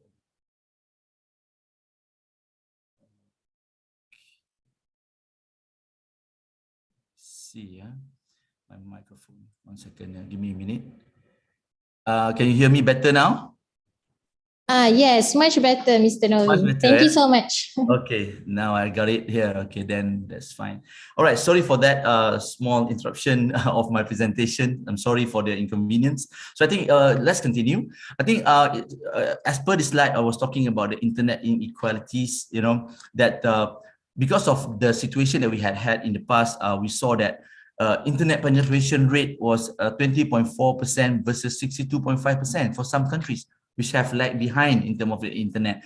You know why we say about internet? Because that is really key. It's like a food to all of us during the pandemic, because we cannot go out and we are all communicate via email, via phone calls, via video call, via online like this. Yeah. So it is obviously impacting businesses and jobs, and a lot of things like impacting the high cost of healthcare, seizing the sustainability opportunity. All these are actually the review that World Bank actually has done it. Yeah. So second, right. So I think because of the pre and post pandemic, you can see the impact. This is where we are today. Even like today, we are organizing the session like this. Nature of work is also because after the pandemic is office versus home. Some organizations are still working from home, yeah, because people still feel and believe that they can still deliver the work, depend on the nature of the work itself, yeah, and the nature of engagement, meeting, presentations. Even today, the conference we are still doing online, which I also like it in a way, but there are also sometimes a hybrid that people do it because of the element of engagement with human beings, right? So nature of events, dinner, luncheon, some people, they can't do dinner, they go do it in a small group because the case of COVID is still around. Even like today, it's about 1,700 new cases. The good thing is the recovery rate is much better and higher than the new case. So, and then obviously it's impacting the change of business model, online learning, online exam. Everyone was pushed to it, especially in the university, right? UiTM also involved. And you also have to come up with something with online learning and then the online exam. Yeah, we talk about B2B and B2C. This is business to business or business to customer orientation. And overall way of working, we also learn about flexibility, work hours, and so forth. So this is the new normal that we are talking about. We never thought of this, right? I believe all of you never thought of this in the past. We always go through the life normal as usual and so forth without us preparing ourselves for this pandemic. So we have gone through that. And then we can see that the important component that you need to prepare at that time was infrastructure, the internet that you need. And then you also look at the economy outlook and what is the government policy and maybe also way of working policy, because we cannot be because we are talking about change here, right? So we are talking about, my topic is dealing with change and preparing for the future. So I think this is the information that I would say that important, that for all the leaders outside there and in here that we are listening to my talk, to understand what is the requirement in the organization and even outside the organization. So you will have a stakeholders engagement, relevance of business offering, whether it is still relevant on things that you are offering because of the pandemic, right? So these are the things that you need to consider, which I believe that's why I put it here. And because of a post-COVID-19, the new emerging market actually happened in the market. Can you see here some photos, right? We have GrabFood, Foodpanda, Lala Move. I think there are a lot of new business opportunities. And although nowadays there's quite a number of people already left the profession as the food delivery person, but they are still there. In which that in the past it was not largely used by people. Now this is very simple. It's door to door. You can just order your food and anything that you like from Shopee, from Lazada, and everything will be delivered at your doorsteps. Yeah. And all right. So post COVID-19, what is key for the customer behavior or people behavior? You can see that the world has changed overnight, and internet behavior is actually demonstrating how quickly we are adapting to the cost stay at home at the time. And in fact, even today, for some organizations like I mentioned, we actually work from home and still continue working and delivering according to whatever the deliverables of the organization. If you look at the distance learning and career planning, you can see all the Gen Z, millennials, Gen X, and baby boomers. This as a career planning. I think the baby boomers has a plus 174%. But then if you look at the interest in career related to the content of up across multiple age groups, so there are lowest income bracket, and then also the increase of career planning during that time. So I think this is have the spill over to the current situation, yeah, in which after the pandemic, and this behavior is still continuing. Even like today, I believe that all of us we learn something, that how do we approach with the not just millennials or Gen Z, we also talk about the alpha group now, right? So this is the key and important to all of us. I just want to bring all of you to relate to the Industry 4.0 and how it moves from 1 to 4. It's Industry 4.0, we have a cyber physical system, Internet of Things and networks. We've been talking about it quite some time. If you look at it and relate it to the Web 4.0, we have been talking since 2000, even 1980, 1990 era, we have already started with the PC era, but we talk about the web and everything in 2020, but it was hardly used, or some organizations are not used to it. I give you an example. If you want to go for a meeting before the pandemic, every time is always physical meeting. You got to rush from one place to another place, from A to Z, even from Cyberjaya, Putrajaya, KL, or wherever it is, the location. It's always physical, and you take flight to go to Kuching, you take flight to go to overseas and whatever. But the beauty of the pandemic that had hit the country and the world, we actually expediting this, and all these things being adapted very quickly. I can share with you that my experience last time, even when I was with as a CFO for Getronics, the Dutch company, we actually have had we have been having the management meeting online even before the pandemic, and that was still in 2010. So 2010 is that you are using your laptop, there's no what they call this Google Meet and so forth, but we still meet online. My CFO, group CFO is in Amsterdam, my group MD is in London, and myself in KL, another colleague in Singapore. So I think we have been using it, but it's just that it's not widely used. So I think because of this, it has hit the country, it has hit the world, and it shows that the industry revolution actually has a connection with the Web 4.0 and expedited it because of the pandemic. Yeah, I think I've already shared here. I put there the point that intranet, jaring, this is what happened in Malaysia in the past, but now it has gone up to the Internet of Things and so forth under the Web 4.0.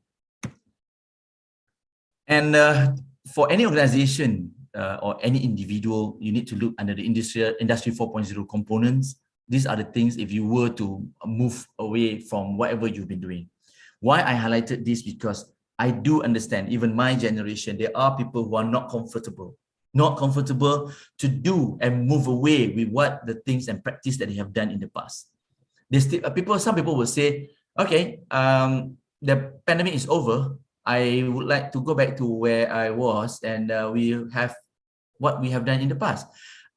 I don't really agree with that. It depends on the nature of the work itself.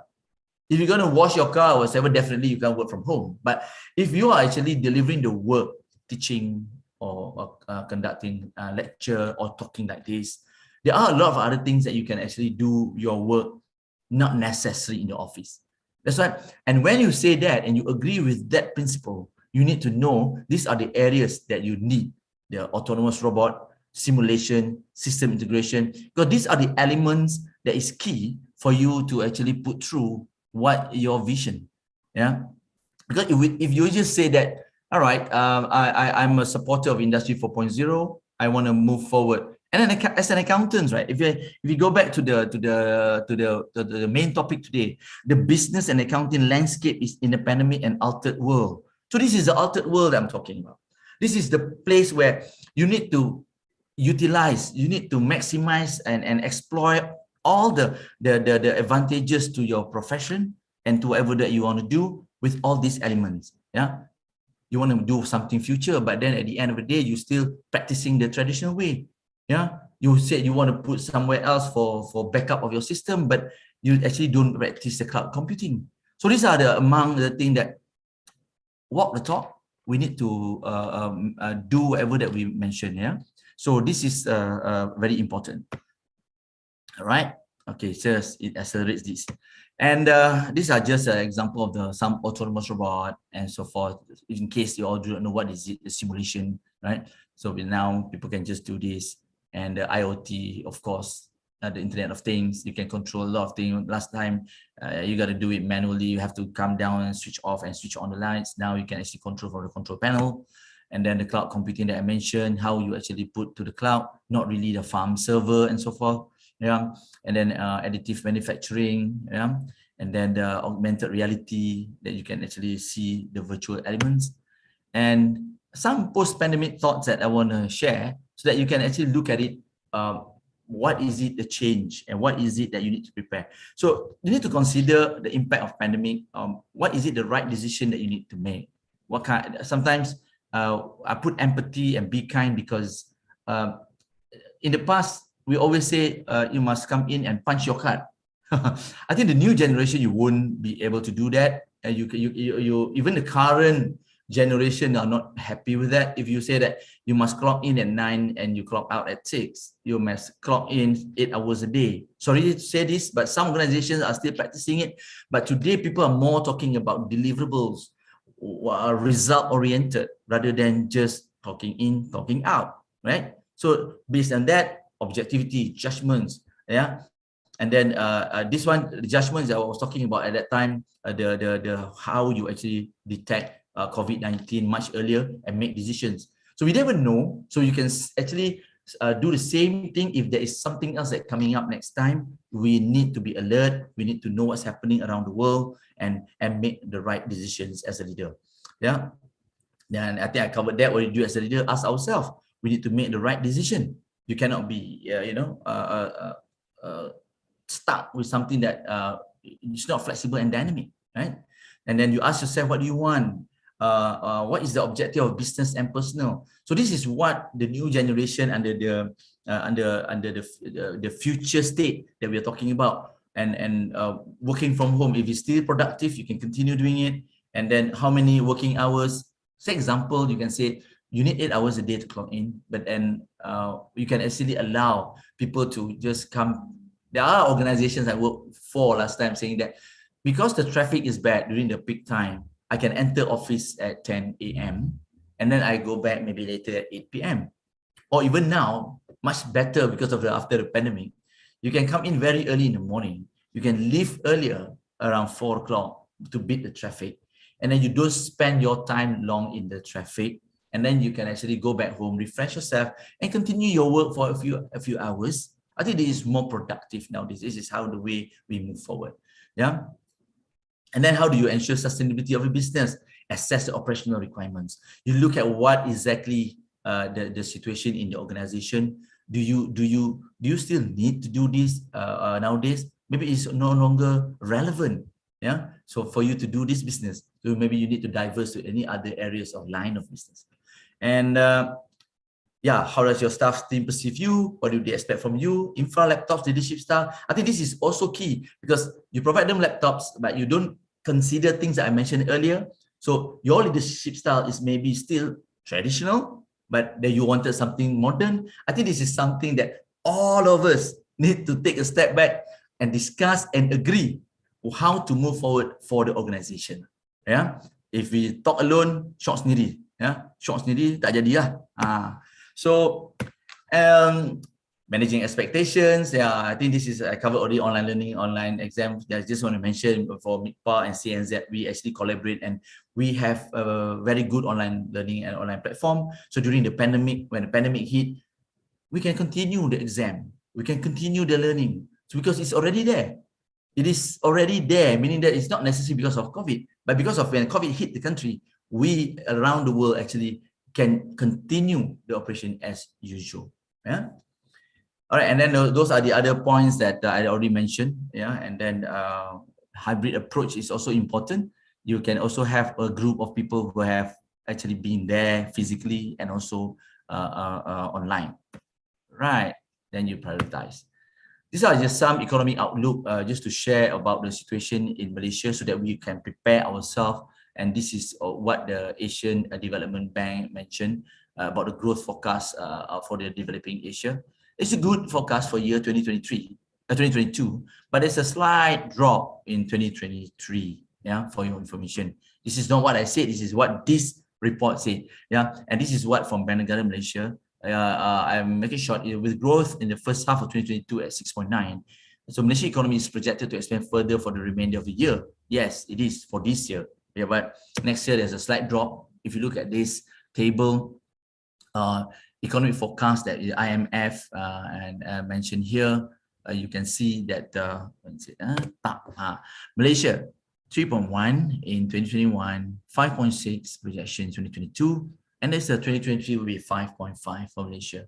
But as Asia's economic is actually facing a very weakening growth, rising inflation pressures, and it's a bit gloomy and more uncertain according to IMF.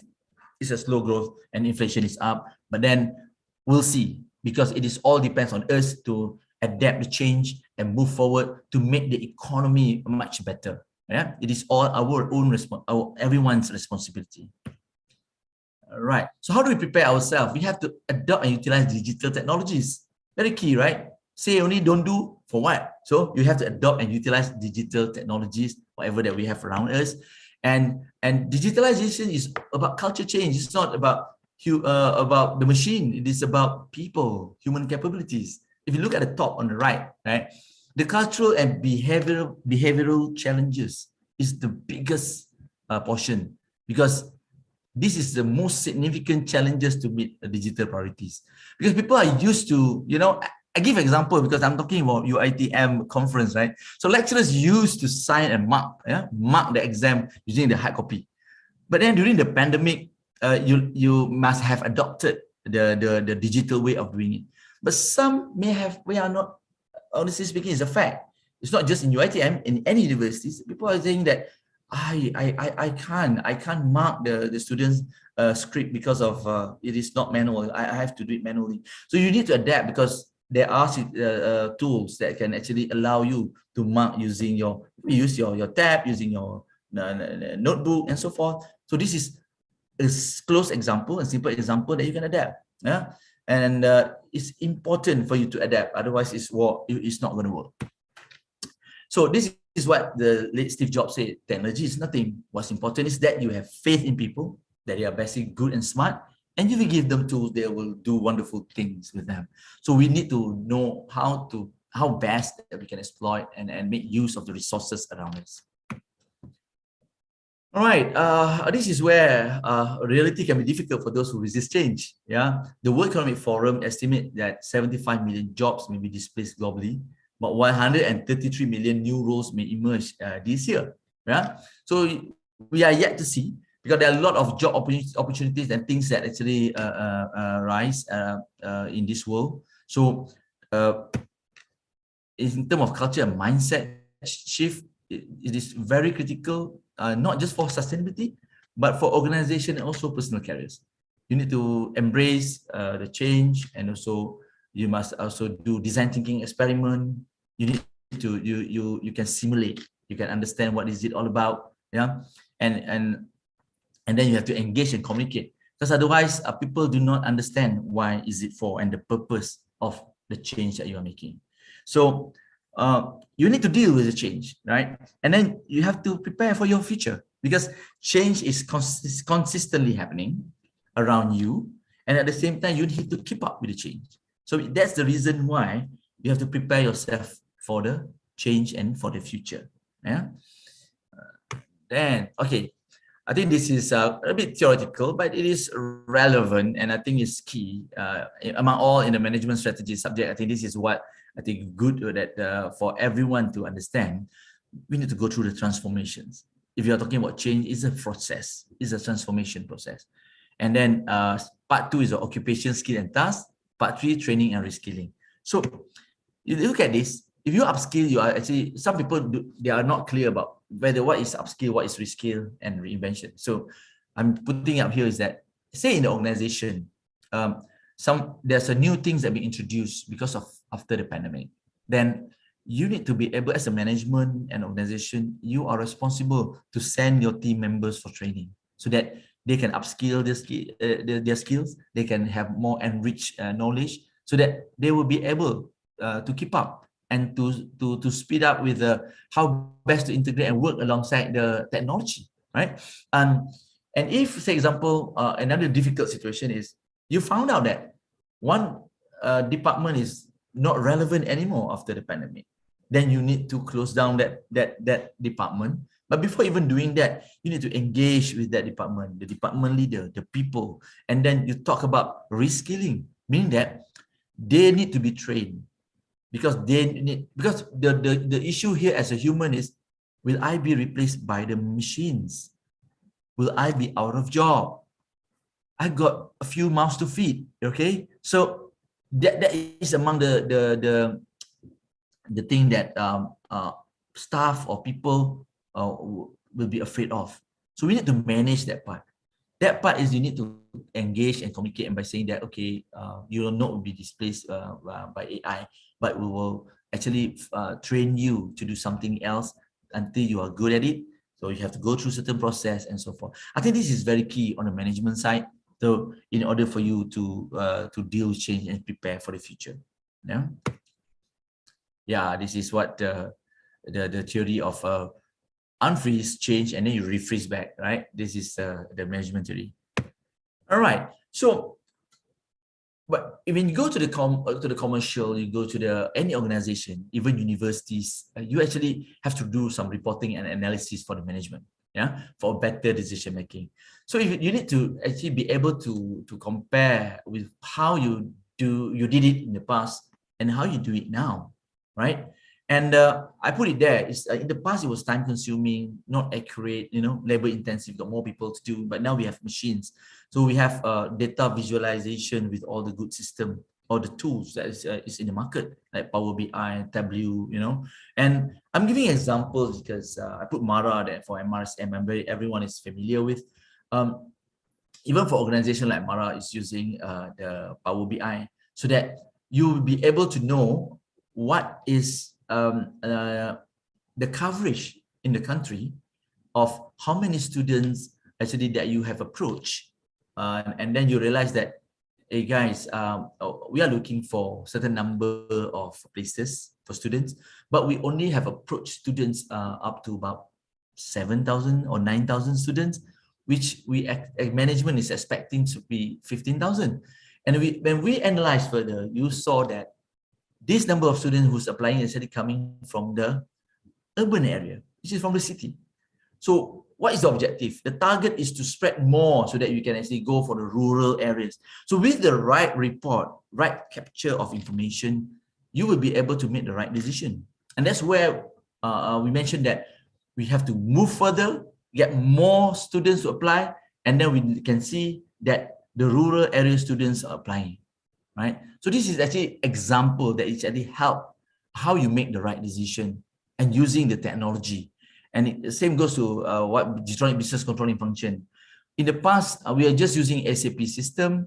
You are just like looking at which gross margin for the country in India or from Korea, whether they are making money or not. But then you need to drill down further what caused the issue or not making the fat margin. So this is where I think AI actually play a good role for people to make decision, and we need to embrace all these changes and accept the technology. Okay. That's why you can see from now onwards, you can see this is coming to the skill data that is required, so that you must be able to know all this. Not really necessary that you need to know all, but you need to have certain exposure, because you can see some of the advertisement of jobs also mentioned about specific skills required. They need skill of Tableau, for example. Wow. If you don't have, you apply, of course, you are not going to get a job, right? I give an example when long time ago, before I even joined a few companies, I did apply to Daimler Chrysler job last time as a senior manager of reporting. You know what's the key and the strength that I have? Because I have SAP system that I've been using all the years with the companies that I work for. So you have to be more creative. So I put this in the envelope with SAP expert as SAP expert. Out of thousands of people applying the job, I got shortlisted. I was happy, but I didn't get a job because I was not from the automotive industry. But what I'm saying is, because of that skill, you get shortlisted. So there's a lot of things that you can see that the change that you're preparing yourself for the future. You have to have all these skill set for data. Sometimes you don't need to know the detail of it. You just need to know how best that you can perform your job with this skill set or the new thing that happen in the market. Yeah. All right. What is the future of work? Right. So disrupting business, we are disrupting the government, disrupting the society. I think this is among the disruption that's happening. I think it's already been happening since the pandemic, which is good. That is shaking the country and the world and make people think rather than sitting like before. So I think this is important. I don't need to describe further, but this is how the pandemic actually has hit and make us aware of what is happening for now and also for the future. Right. So this is some reports that World Economic Forum. It looks old report, but I believe it is still relevant. Yeah, because the pace that our country in Malaysia is not moving as fast as in other country. Yeah. So if you look at the what I call this the top there, user and entity big data analytics is still applicable. Today, people use this as an important thing, data analytics, yeah, and web enable markets. And Internet of Things, machine learning, cloud computing, these are all there. Yeah. But one thing I need to highlight here, I know this is from the what I call this accounting and perspective, but we together need to mention that the accounting is still a profession, is still relevant. It is I disagree with the report from the World Economic Forum that mentioned that the accountants are the profession that sudah nak luput. So I think it is not right at all, because they are talking about the level of operational. They're not. We are talking about more than just operational here. We are talking about tactical and also strategic level of accounting. There are quite a number of leaders in the market. They are also accountants. Yeah. So it doesn't mean that because of the machine, because of the data analytics, you don't need accountants. You still need accountants to make decisions and propose decisions. Okay. Strategies to address a shifting skill needs. Excuse me. Okay. So these are among the strategy if you were to prepare for the future, like quite straightforward sometimes this one. Hire new permanent staff with skills relevant to the new technologies. Well, this one really replaced the old staff. But I still believe as a human being that I need to develop the skills of my team, right? So like I mentioned earlier, we need to go through the reskill process, upskill process. I think that would be good. Yeah, of course, you automate the work, yeah, and retrain existing employees.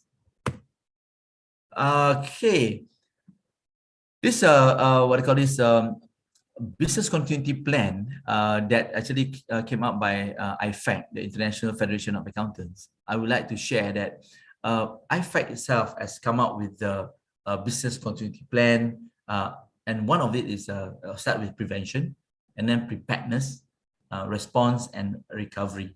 So if you look at this, prevention is risk management plan. So how do you mitigate the risk? And you look at the situation now, how you mitigate the risk in your organization or even in your industry. So then you'll be able to prevent the bad things from happening and hitting your organization. Then you prepare yourself. Yeah, you do some business impact analysis. You look at how you can move forward, whether it is a go, it is a no go, you know. And then you have a response, like an incident response plan. If you go and pursue this area, or whether it is going to be successful or not, yeah, you can do the simulation as well. And of course, you prepare for the recovery plan.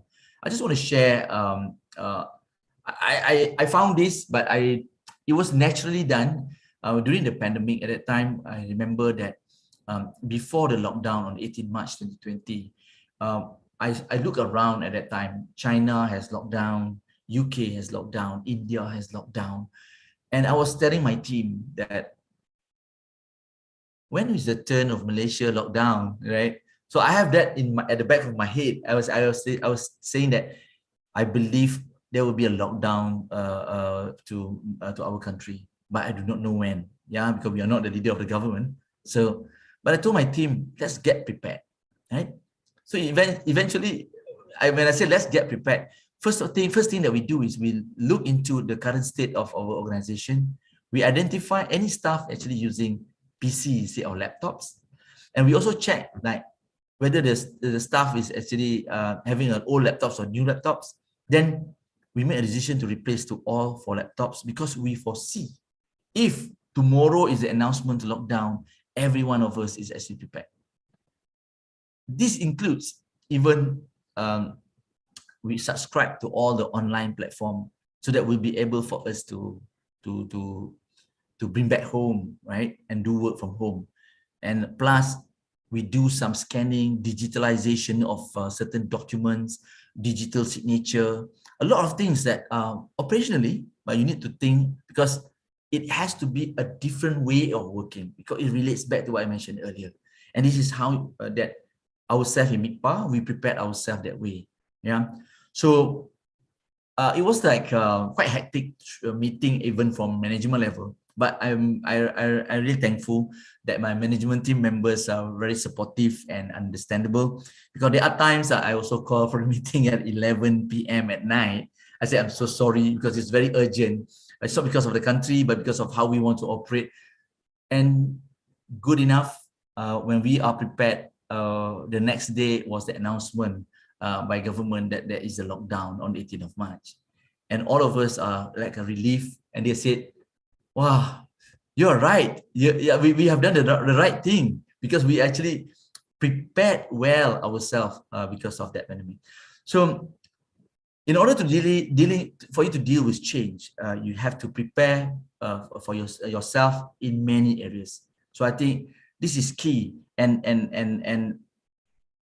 from the business and the accounting landscape that is mentioned as per the topic here, all the points that I mentioned just now need to be taken into consideration so that you can move forward and not looking back. So I think this is my last slide, right? Yeah. So my last slide. Then I think I have a bit more time. So I think I'm on time. Yeah, a bit on time. And I can actually open it for the Q&A for anyone for have further clarifications. Thank you so much for listening to my talk. And pardon me if there's anything that I said wrongly and so forth. Thank you.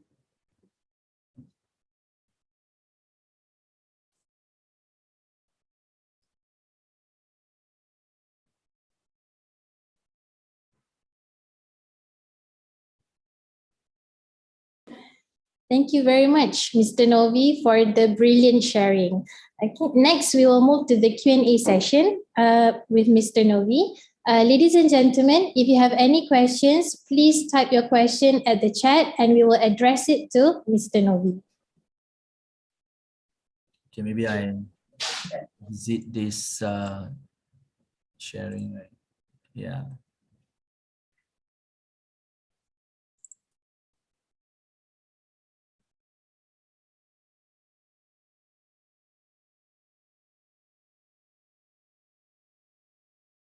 Oh, there's one question.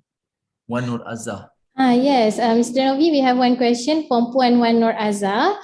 She said, thank you, Mr. Novi, for the insightful talk. The abrupt shift to online learning in academic lines have given an interesting experience to the millennial generations.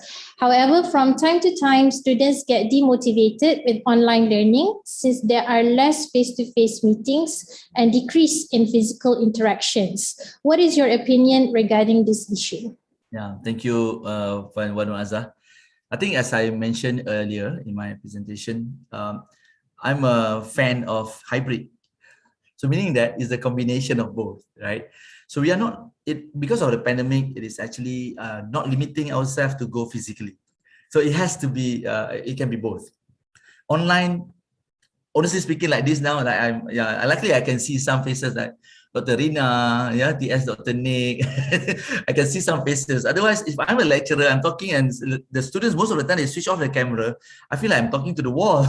So there's no engagement, the real engagement. I totally agree with you. So my opinion regarding this issue is you can have a mixture of the teaching, yeah, the learning experience. You can hold it online and also have it physically.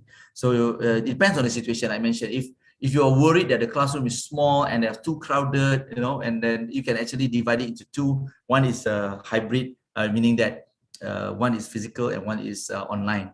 right? So you can have a spread. And with that as well, I don't know how open you are about this. The attendance is counted via online. So you can actually, the student can actually learn from Starbucks. Nowadays, they love to go to Starbucks. They can just put on their earphone and then they can just listen to the classes. Yeah, I think what I mean is today there's no excuses for not attending class. Even if you're going for holiday, you can still attend class. Yeah, so I think that is the way that to move forward. Yeah, I hope I answered your question. Very true, Mr. Novi. Thank you so much for your sharing. We have another question, Mr. Novi, from technologist Dr. Nick. Thank you, Mr. Novi. So are we at capabilities to empower happy workplace and staff job satisfaction during this current economic situation? We kind of facing some issues after this pandemic and lots of stress were reported with this new norm. Thank you, Mr. Novi. Sometimes, Dr. Nick, I need to ask further questions to you because the word empower, happy workplace and staff job satisfaction, I think it all goes back to the leaders. So in my opinion, the leaders need to be, sensitive and more understanding about the needs of the staff and how you create the environment at your workplace, right? So that is the regardless of whatever the economic situation. So if the economic situation is not good, you can create something nice in the office. For example, simple thing that we normally do, we can have I think people have been doing it like, okay, potong cake, beli cake for birthday boys and girls for the month, and then once in a while, I did this to my team. I just give an example like, okay, this morning I went for breakfast. Oh, I tasted that the nasi lemak is so good, so I packed 15 nasi lemak or 20 or whatever, and just put at the pantry and say, hey, come and grab the nasi lemak, first come first serve basis or something like that. And then in the afternoon, for example, you feel like, hey, I want to order tea life for my team. Just order tea life. People can send with Food Panda and whatsoever nowadays, right? So it's easy, and you make use of the environment and situation to create a very harmony workplace environment. Yeah, and then we kind of facing some issues after this pandemic, and lots of stress were reported with this new norm. So I would like to know further what kind of stress actually happened. Because after the pandemic, after minum tea life still stress lagi, I pun tak tahu lah. So you need to know what is the root cause of the stress. I do understand because there are a lot of cases. People commit suicide lah. What's the word people use nowadays? Depression, I don't know how to say this, but during my time when I was a student, tak pernah pun tahu perkataan depression. Nowadays, I'm depressed, I got depression. So I'm sorry, but I need to help them. I need to understand. Do not to look down on them, but we need to understand and call. Hey, what's happening? Is it serious? Because in the last weekend, I was with my son for the Fire Brigade Cadet activity. During the activity of Fire Brigade Cadet on Saturday, sekali the siren was at the Fire Brigade station. The case was people want to commit suicide. So I asked the Fire Brigade officer. He said, yes, there's a lot of cases in this area at that flat, and they said, oh, so I think these people need help. We do our part. It's a small part that are people around us. So if every one of us as a responsible citizens, we do our part well, I believe the community, the people where we work, the place where we stay, and most importantly, the family that we stay with, they are actually well taken care of. Yeah. So that's my opinion. I hope I answer some or part of it. Ada lagi, bring it on. Yeah. All right. Thank you so much, Mr. Novi. Ladies and gentlemen, we still have time for more questions. Like what Mr. Novi said, bring it on, right? So bring it on. Yeah, so please ask more questions at the chat box and we will address to Mr. Novi. Oh yes, we have one more question, Mr. Novi, from Dr. Tuan Zainun Tuan Mat. Okay, Assalamualaikum. Thank you for your sharing. In your opinion, with digital transformation moving forward, to what extent we can simplify administrative procedures and business regulations? Waalaikumsalam, Dr. Tuan Zainun. This sounds like I have to become a consultant already.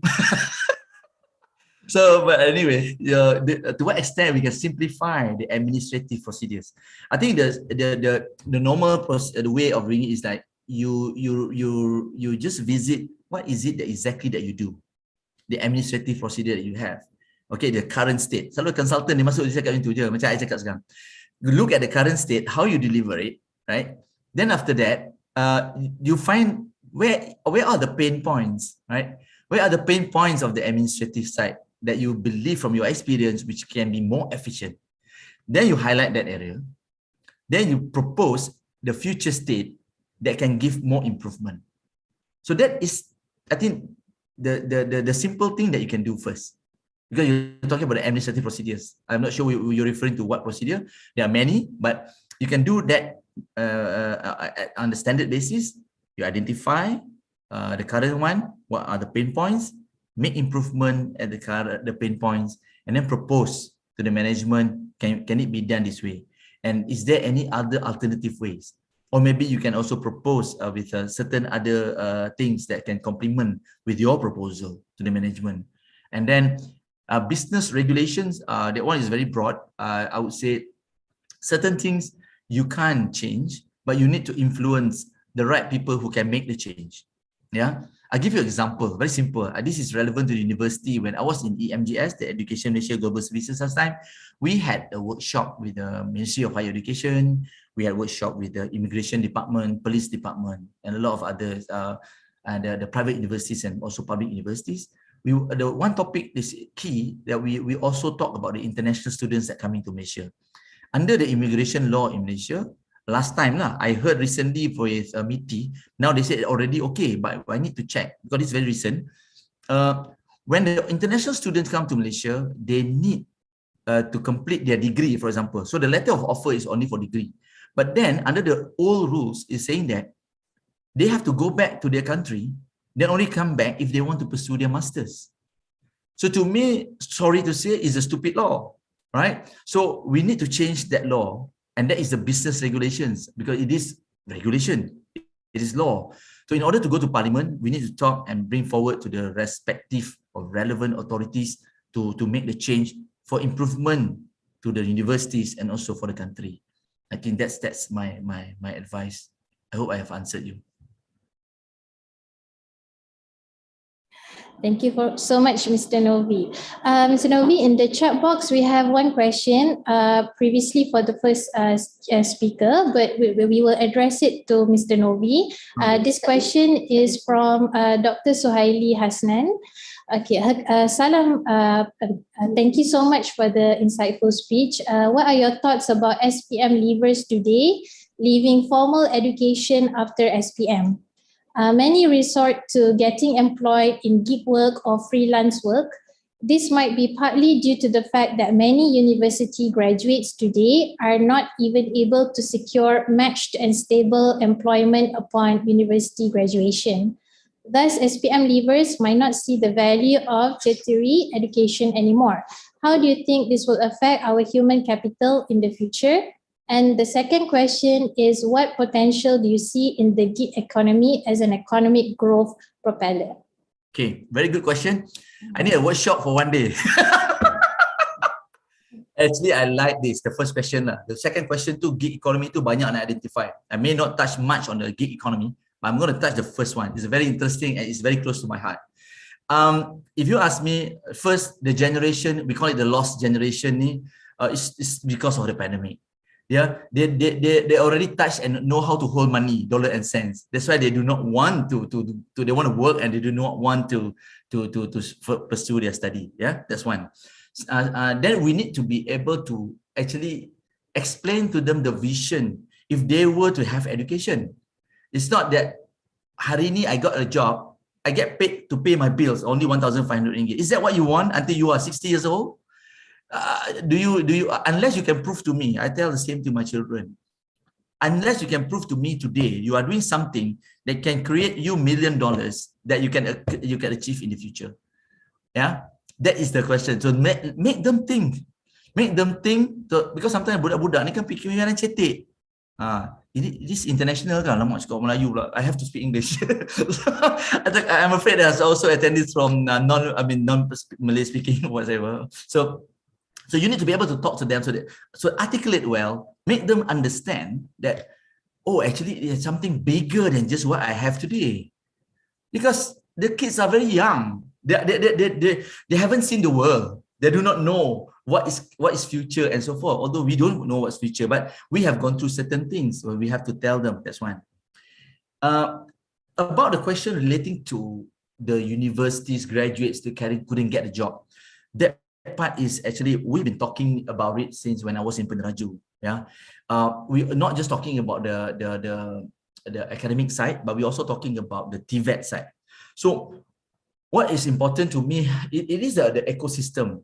In school itself, if I have the opportunity, I would like to see Dr. Razi Jidin, honestly. So I want to say that all the school counselors at school, I hope they can have more or broader knowledge about the opportunity and what I call this, potential for students to go in the future.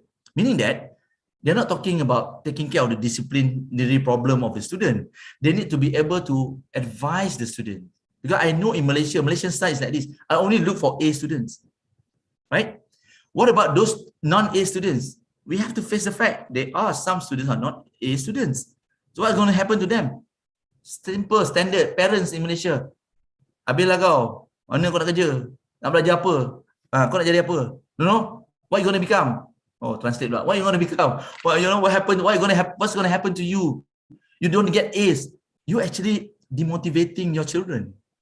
If you ask me, they may not good in academic. They are not academically inclined, but they may be good in skills. So this is where you need to actually motivate them at the school level by saying, guys, I know you have tried your best, but you still get D and E or even F or for your papers.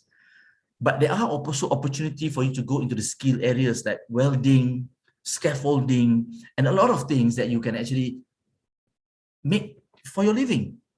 Welders can earn 10,000 per month, 20,000 per month. When I was in Peneraju, scaffolder, 21 years old, already earned 6,000. Even our graduates has not earned 6,000. This is the beginning of their earning. Has not become when he become a senior scaffolder and also become a trainer for scaffolding.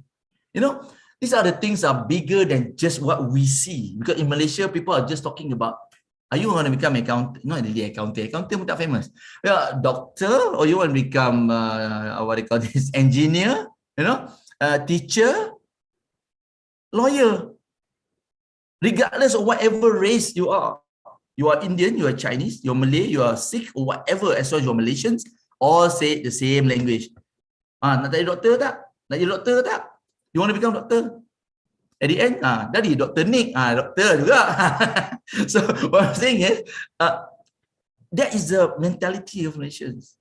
That's why if you realize in the social media, oh ini aku hit, memang panas ni.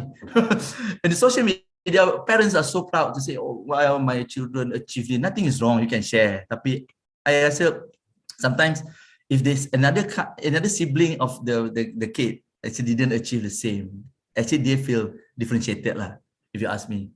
So I do not want to discriminate my own children that way. So nampak tak? So and then panjang ni saya kan, I need one day workshop. You know what I mean? So to meeting the requirements from the industry is key. So it is important for the universities to actually have the industry relation officer work very closely with the industry. Meaning that to understand what is the requirement from industry. So you are producing the graduates who are fulfilling the requirements from the market. No point you are producing graduates who are not fulfilling the requirements, and that's where you will get a lower employability. I think I stopped there first lah. 11:29 already. The gigs economy too, it depends. Doc, yeah? I'm not too sure which area to go as well, because it is still new, but there are a lot of new areas, maybe potential for you to see and then to explore more. Yeah. I'm not comfortable to say any of it because I myself do not know what is this the right way or not. Now we do have microcredits and things that we are talking about. I think there are also special needs children, yeah, that kids who are very good in certain area but they are not good in academic. So we need to help this kind of kids, and then they can be a superstar in the area that they are good in. So maybe I stop there first lah. 11:30 a.m. already. Thank you so much. So we can reduce dropout from school after SPM. Yeah, Rebecca, you correct. You can, because if you really instill the vision to them that's not it lah. That's not the thing in your life first. That is the only thing that they have been exposed. Yeah, I think that's the reason we as parents and teachers and adults to actually educate them some things more than just what we teach in school and so forth. Yeah, I hope I answered the questions. Thank you very much, Mr. Novi, for the brilliant sharing. But before we end the second keynote session, we would like to ask upon everyone to open their cameras for the photography session with our speaker, Mr. Novi. Thank you so much all. Everyone, let's open your cameras.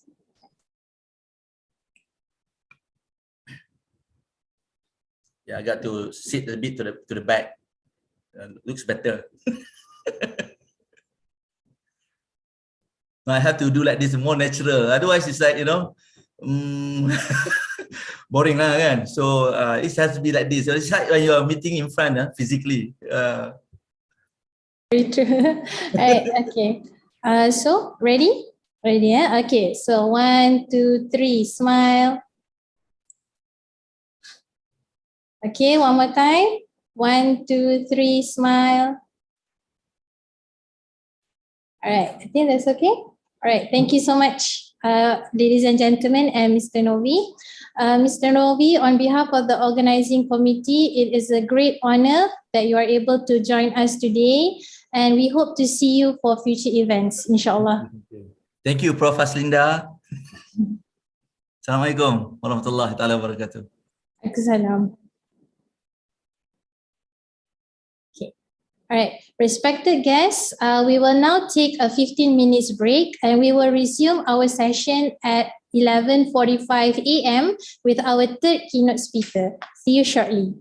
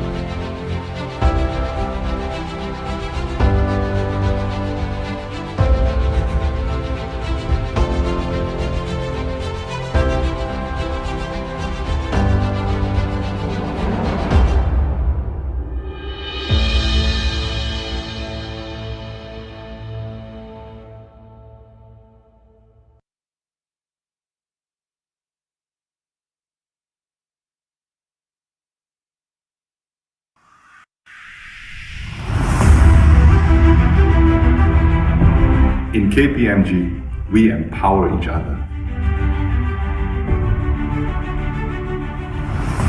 Kami tidak pernah rasa disisihkan. 两个ஒன்றாக ஒன்றை இணைவோம்。我们肩并肩，一同面对困难。We strive for excellence. We practice togetherness. And we instill courage in our daily lives. We come from different backgrounds, But we share one goal. To inspire confidence and empower change. This is who we are, and this is our purpose. United as one, we have accessed the best talents at KPMG. As the head of inclusion, diversity and equity, I pledge to create equal opportunities for people of all genders, races and religions. Here, we are regarded as a trustworthy industry leader in delivering the best services. We foster integrity and prioritize quality.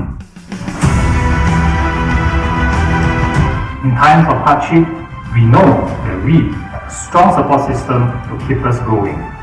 We have encouraging leaders that provide us with the platform to grow. The guidance to prosper. The ability to succeed. And the opportunity to mentor the next generation of leaders.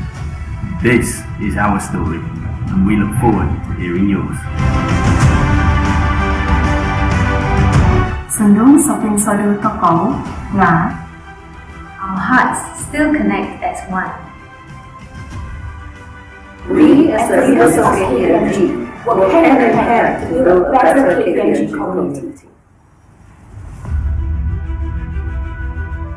We are inclusive, diverse and equal. ஒற்றுமை இருக்கும் இடத்தில் வெற்றி எப்போதும் கிடைக்கும். 同心协力，其利断金。 Stronger together. Bersatu teguh, bercerai roboh.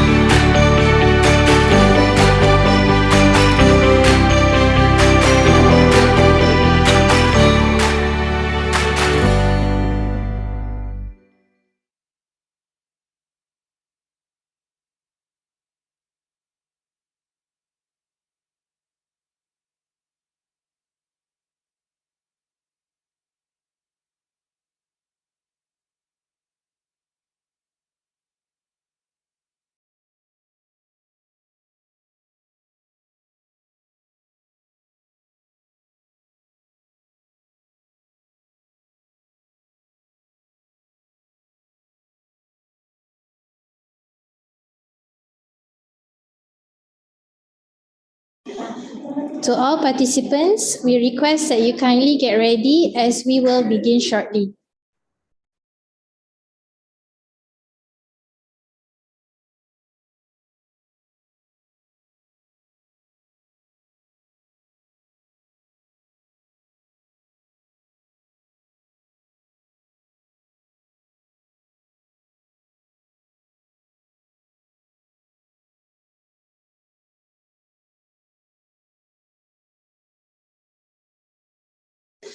Ladies and gentlemen, let's welcome our third keynote speaker, Professor Emeritus Dr. Norma Haji Omar from Universiti Teknologi MARA, Malaysia, with her sharing on disruptive technologies, ESG, adoption and skill sets for accounting, uncovering opportunities in uncertain times.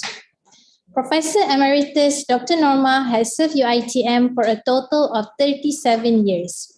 Her expertise and research interests are in the areas of corporate integrity, governance, and Islamic financial criminology.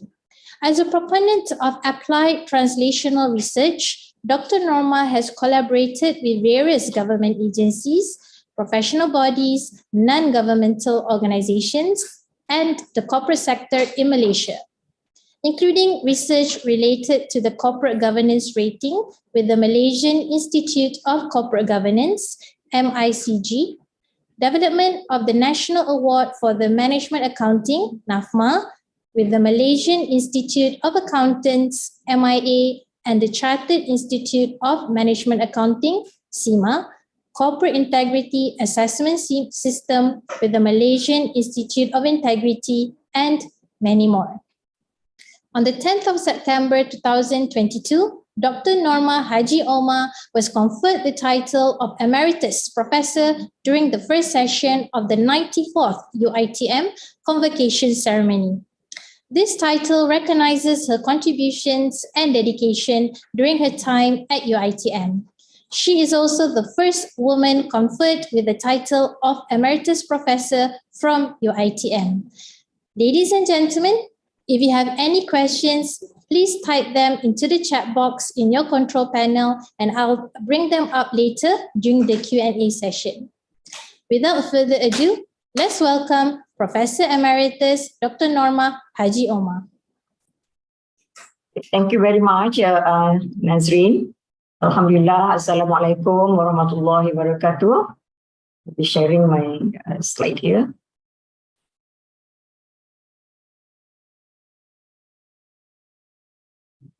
Okay, thank you so much for inviting me to give a keynote address. I saw two speakers from the industry.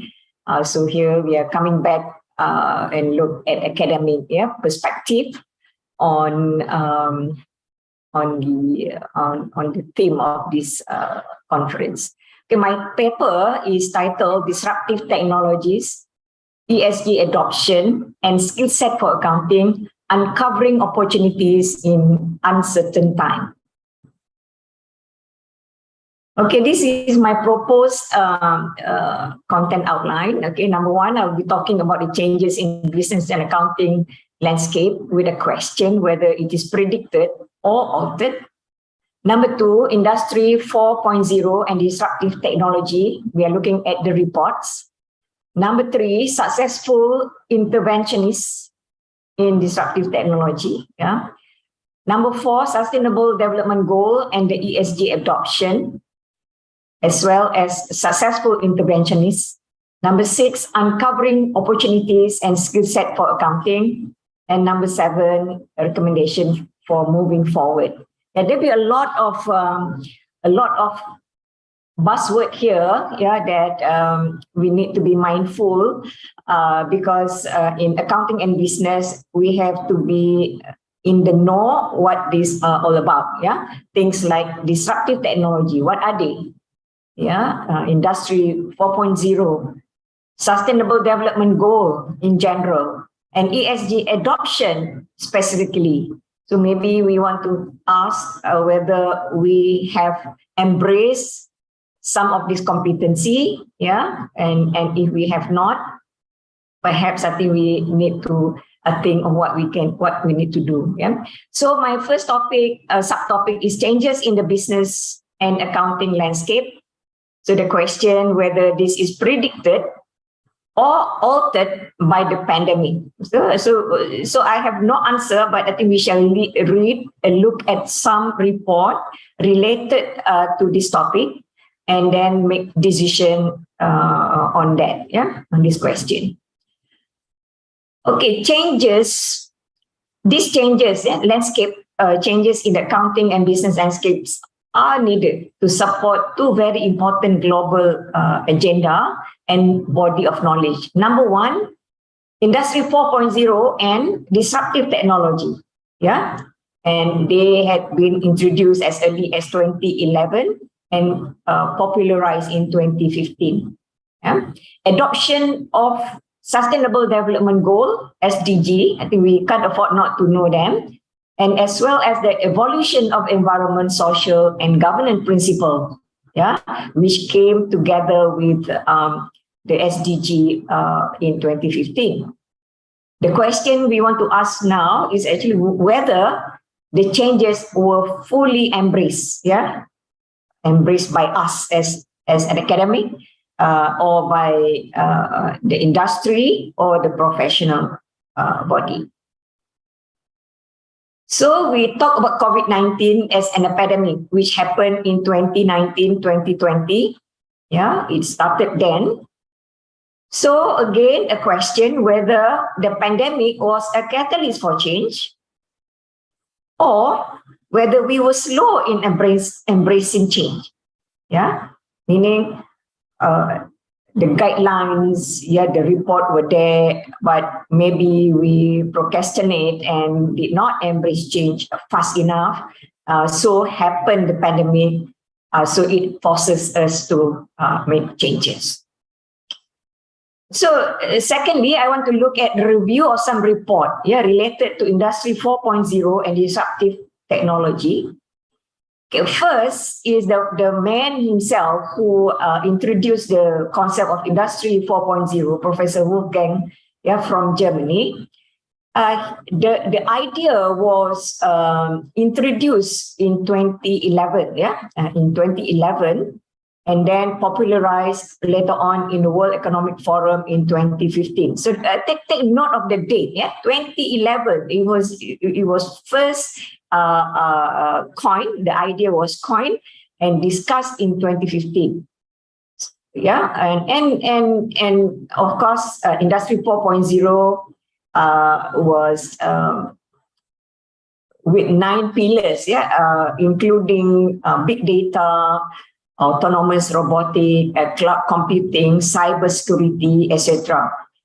And the disruptive technology, the term disruptive technology was actually coined after the Industry 4.0 by many professional reports. First of which is by the McKinsey Global Institute in 2013. I think take note of the date again. The title of the report was Disruptive Technologies, Advances that will transform life, business, and the global economy. So meaning it was already predicted in 2013, premise on the Industry 4.0 ideas in Germany. So a McKinsey Global Report was fast to produce this report after some research, So that was in 2013.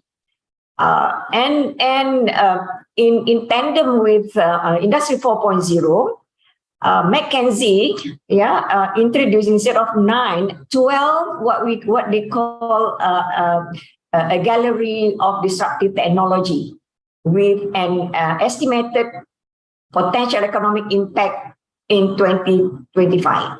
So you cannot hear that mobile internet was predicted to produce the highest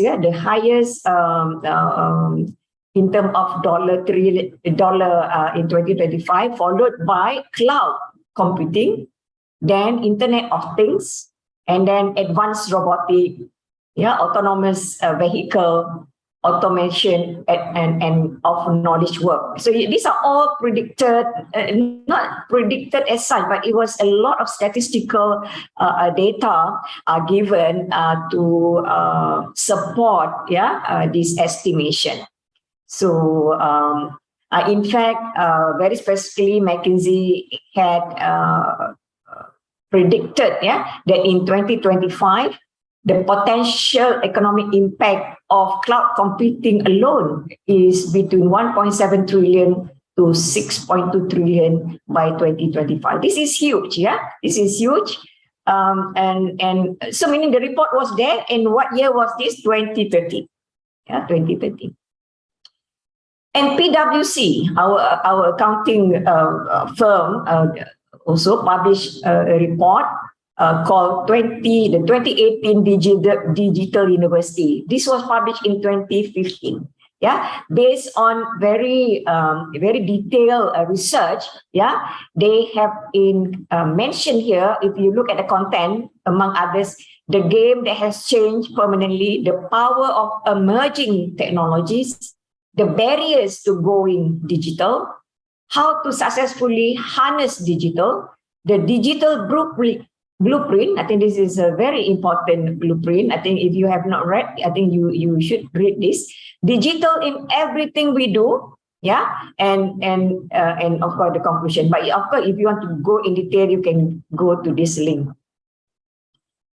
According to this digital university blueprint, I think they have looked at very detailed as to what to do with as far as digital blueprint is concerned with respect to student.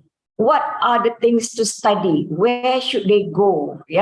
What sort of impact on the first 100 days? Academic student support needed. So these are all being put in the blueprint, very detailed by our PwC. Again, staff and academic, what sort of support should be given to the professors? Insight and analytic, and also professor support, funding, professional services, as well as portal requirement for staff. And also university branding. You see, this is a digital blueprint, university blueprint, very detailed, that has been produced in 2015 by PwC. And then they also have the digital agenda in everything we do. So like procurement, IT, human resources, marketing, the kind of library that we should have, how the admission should be done, the setting up of international office, because the digital university is no longer talking about a local admission. It should also include international. So this is, again, I think, take note of the date, 2015. And the concluding remark by PwC was, the opportunities are out there, and universities should be learning how to survive and thrive in this changing time. How will you take advantage of the digital era, and stay relevant for the academic staff and the future of student? So this is what we call a concluding remark made by PwC.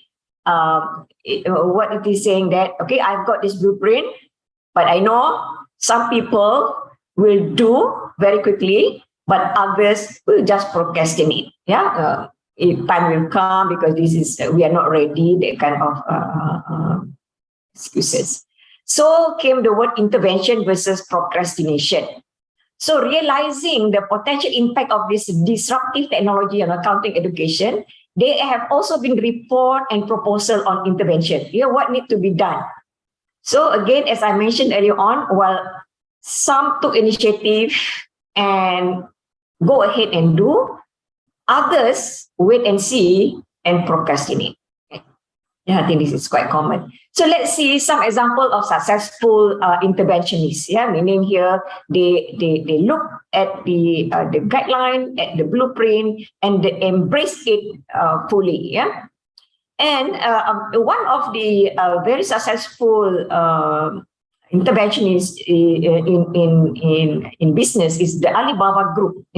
How to measure performance through cloud computing. I think we are still teaching management accounting and costing, having report being prepared by end of the month, by end of, the earliest maybe by end of the week, end of the month, end of the year. Then only we know how much we are selling, how much profit we are making, and how much bonus we might be getting. Yeah, so this has been there. But look at Alibaba through cloud computing. Yeah.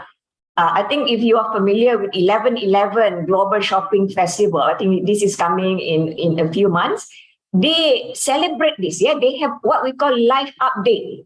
Yeah, using cloud computing. I'm not going into detail how the cloud computing works, but I'm sharing here how they make use of this technology to inform the stakeholders of their performance. Yeah, not by the week, it is minute by minute. Yeah, so of course, the starting of the 11/11 shopping festival, they invited celebrity, and they have parties not only in China but globally. So in 2019, again, so I purposely take 2019 because this was before the pandemic. Yeah. So they wanted on 11/11/2019, they wanted to beat 2018 11/11 sales, yeah, which amounted to 30.8 billion USD. So this is very easy, yeah. Last year they made 30.8 billion. Now they want to beat it. This year they want to beat it. Nothing less, yeah. So they have that. So at 12:01, meaning 1 minute, yeah, 1 minute on the 11th of November, they already able to establish that their gross merchandise volume has exceeded 1 billion. Yeah, 1 minute. In 1 minute, they are able to do that. Yeah, because I think today we in the digital era. That's what we want. We want it now. Yeah, we do not want it next week or next month or next year. Yeah. And after 1 hour, they have crossed 12 billion. Yeah, they put it. I think if you follow 11/11, go to Alibaba, this is happen every year. And then they also say at 1 a.m., yeah, the top 10 countries are Japan, United States, Korea, Australia, Germany, United Kingdom, France, Italy. So you are able to do that, yeah? Because in business, I think time is of essence. Therefore, technology will speed up efficiency. And then at 6 a.m., they have exceeded 20 billion, yeah? And in 10 hours, in 80 minutes, the number of delivery has exceeded 812. So these are all the key things or the key items that they want to record, yeah? Look at the time. I think I did it. I'm not going minute by minute, but here we move by 3:57 p.m. They have exceeded 30 billion. Yeah, so just another 800 million to surpass sales. Yeah, and then what happened at 4:31? Total gross merchandise volume has exceeded that of 2018. Yeah, so they have exceeded that because the amount is much higher than what. So they have targeted it at 6 p.m. Yeah, exceeded. Yeah, so they say the delivery order. So these are some of the numbers that you can see here. And by midnight, at the end of the day, they have gross 38.4 billion. Yeah, 8 billion more than last year. So the target is very simple. Beat last year. Yeah, beat last year, and they are happy with that. But what we are trying to say here, through cloud computing, they're able to do that. I think we need to ask ourselves, are we having cloud computing in our curriculum? Do we attend cloud computing courses to enhance our competency? Yeah, because this is what they want. Okay, I think we are talking about Alibaba, but I'm sure there are a lot more companies that want to embrace this kind of technology. Yeah, so by the time, so the same thing happened after COVID. They also have the same festival, and what they wanted to do was to beat last year, and every year they were able to achieve that. So here you can see COVID or no COVID, they have used technology, and the technology have facilitated them to enhance their business. Yeah. So this is I think very interesting thing. And then we also have digital university. Remember just now we have PwC preparing digital university blueprint. Yeah. Maybe a few universities take it up. Many others say, wait, because we don't have enough fund, we don't have, we cannot see doing things digitally, but maybe we have to wait. Yeah, but 2 universities have taken it fast. Yeah, so let's look at Rutgers State University of New Jersey. Yeah, so the name is not big. It's not like MIT or the like of all these big university. This is Rutgers State University of New Jersey. Let's see what they do. Yeah, they have created since 1994 digital accounting library. Yeah, so they have and they have hosted data for data analytics, World Continuous Auditing Reporting Symposium. They have hosted AICPA conference, and they have also hosted the famous AAA conference, yeah, that many universities in the US are hoping to host. Yeah, so they have hosted this because of their capability. Yeah, and on the outset it looked very simple. Yeah, they have their website.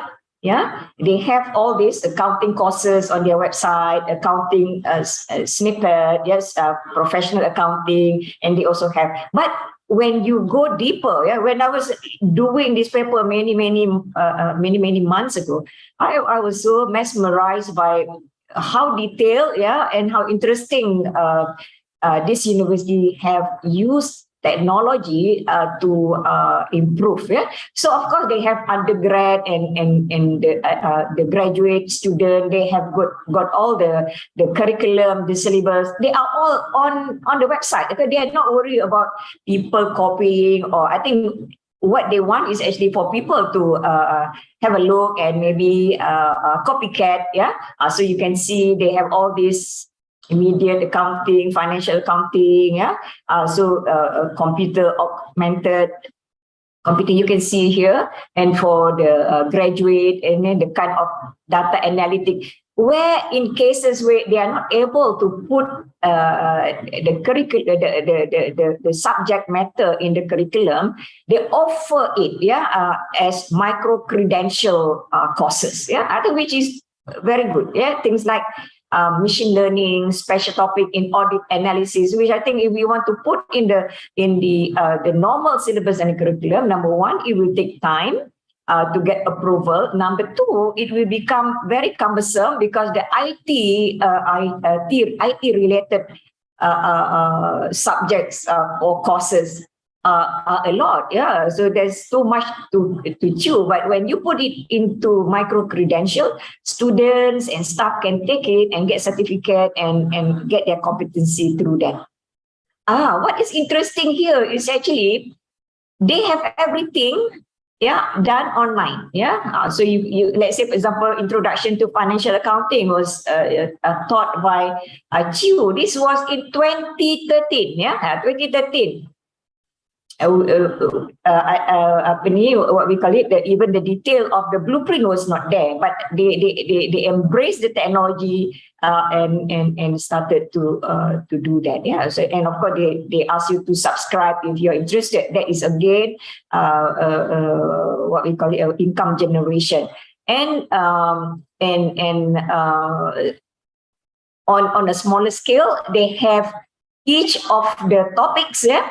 Let's say, for example, Professor Chiu here has a topic, yeah, that is actually covered in there. So this was done way before the COVID-19. Yeah, so you remember here. So again, they have all these normal balance and all that.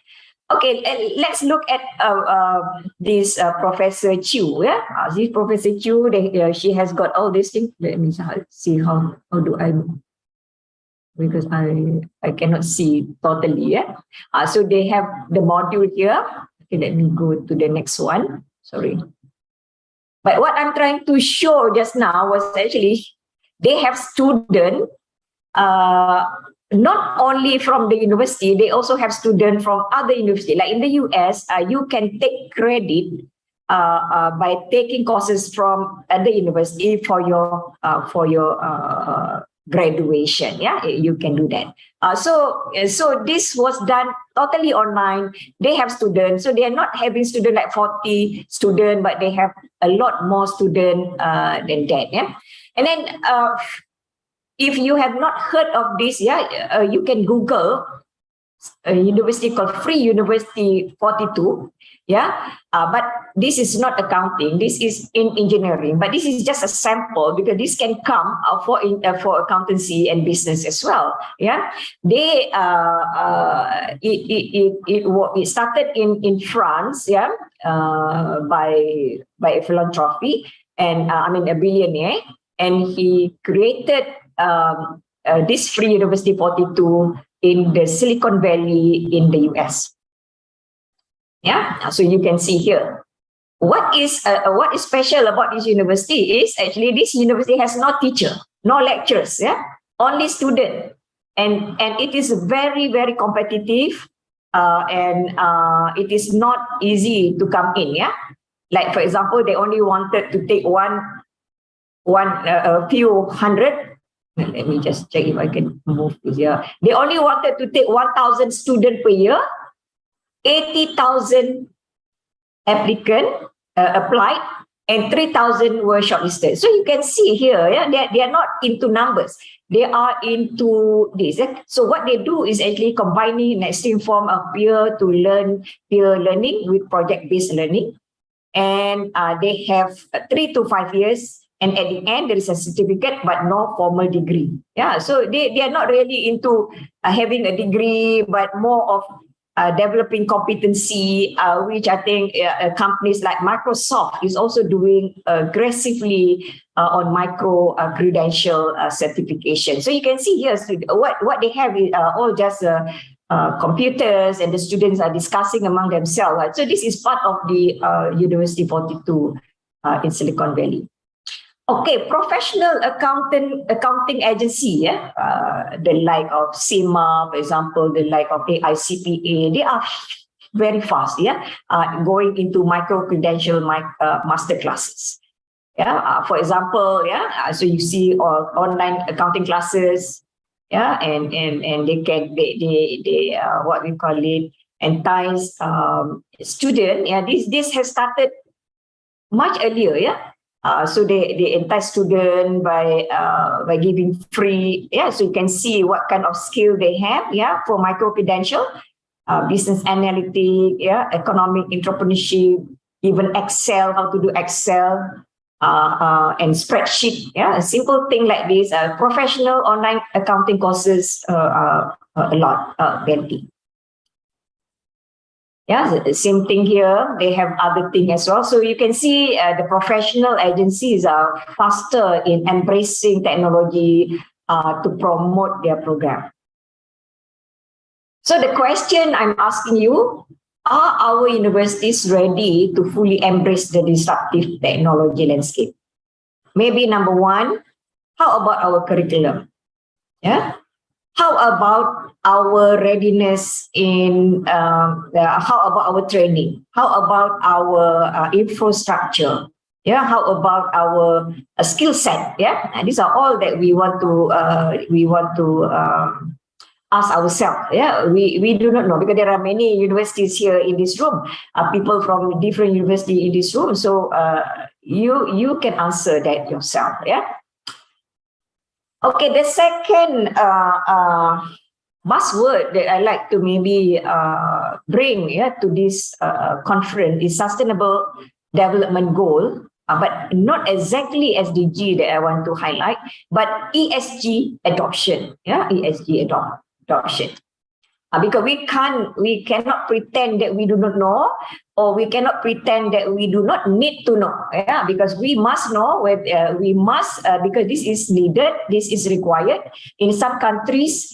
SDG, ESG adoption is made compulsory. Yeah, in our country, in Malaysia, it is not yet there. But then I think a legal governance is coming very much. Yeah, so you can see when we talk about SDG, there are 17. Yeah, 17 principles that we need to embrace for a sustainable development. This is that's the idea, sustainable development. Yeah, and based on the 17 principle, yeah, they have divided it into 3 other principle, which is environment, social, governance. Yeah, again to ensure sustainable development globally. So you can see there are items that are totally social in nature. Yeah, there are others that are a mix of both environments and social. Yeah, some are a combination of social and governance, while others are totally governance. So you can see here. So I think this is a very good area to do research. Yeah, what you cannot separate SDG and ESG because they are interrelated. Yeah, they are interrelated. But of course, I think in universities, we need to choose. Okay, which one that you want to focus. You cannot possibly do everything because it is almost impossible. Yeah, but you need to sort of like look which one that you are very keen in promoting the university. I know that our university has recently been ranked second under the environmental governance for green university. I think this is just because we have a lot of those things being put in place in the university. So you can see this. There are a lot of research opportunity as well as a competency that we can do. Yeah. So what is ESG? Yeah, we cannot say, oh, I'm not sure what it is. Yeah, so there's no such thing because now this is what is being discussed in the industry as well as professional agency out there. So when we produce our student, they must at least know what is this ESG. What sort of data should they collect? What does it mean? Yeah. What are how do we assess ESG effectiveness? Yeah. So it is a set of standard for business to report on their social investment. Yeah, social and environmental impact.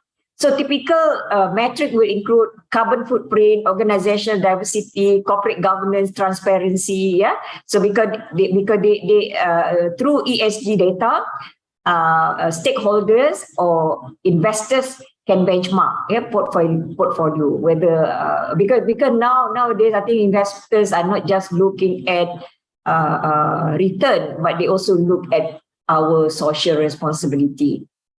Yeah, so this is actually, if you look at this website, I think you can see what sort of things are included in social, what sort of things are included in environment and governance. Yeah, so again, this is a big thing to do research, even doing identifying items as well as assessment on effectiveness is still needed. Yeah, so this is still needed because I think even the industry, they are still working on this. So ESG research for university, yeah. So I looked at from 2015 when SDG was introduced until today, yeah. A total, you can see the number of research is still very low, yeah, very low.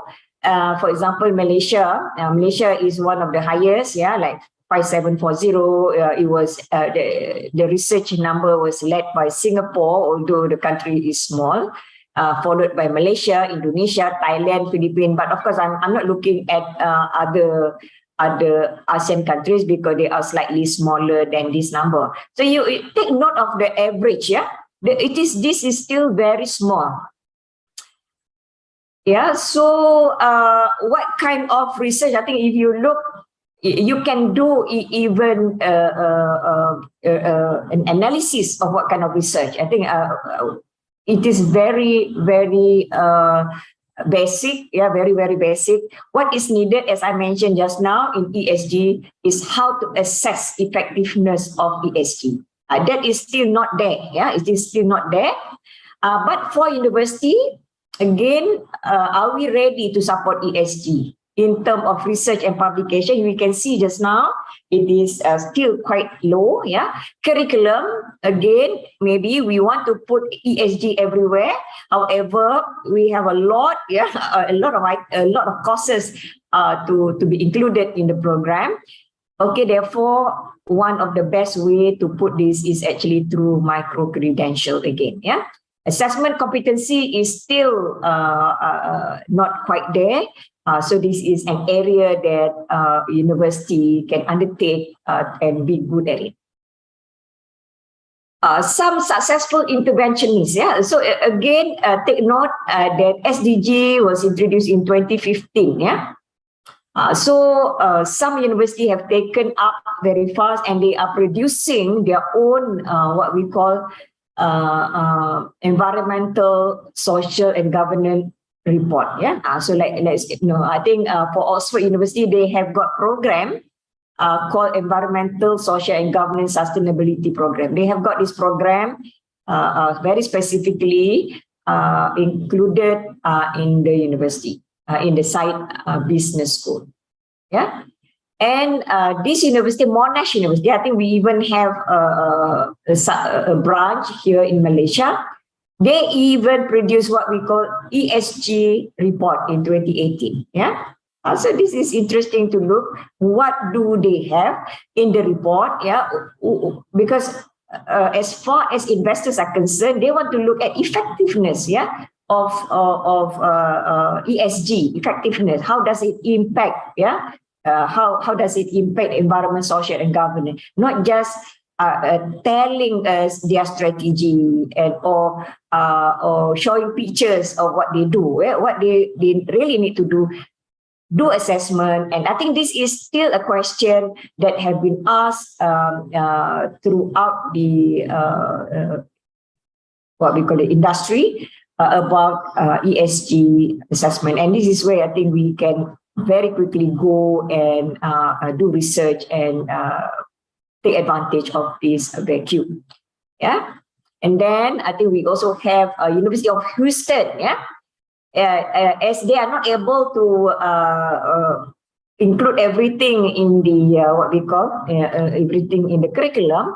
So they have the center. I think even in the Faculty of Accountancy, we have the Center for Sustainability, which I think you can do. Yeah, you can embark on what we call micro-credential courses. Yeah, a micro-credential program. Like here, they talk about energy. Yeah, they also talk about a specific program on this. Yeah, how long does it take and when? Yeah, and where? So this can be taken because not everything should be included in the curriculum. Yeah. So I have a lot of questions just now. Are we ready? Yeah. However, the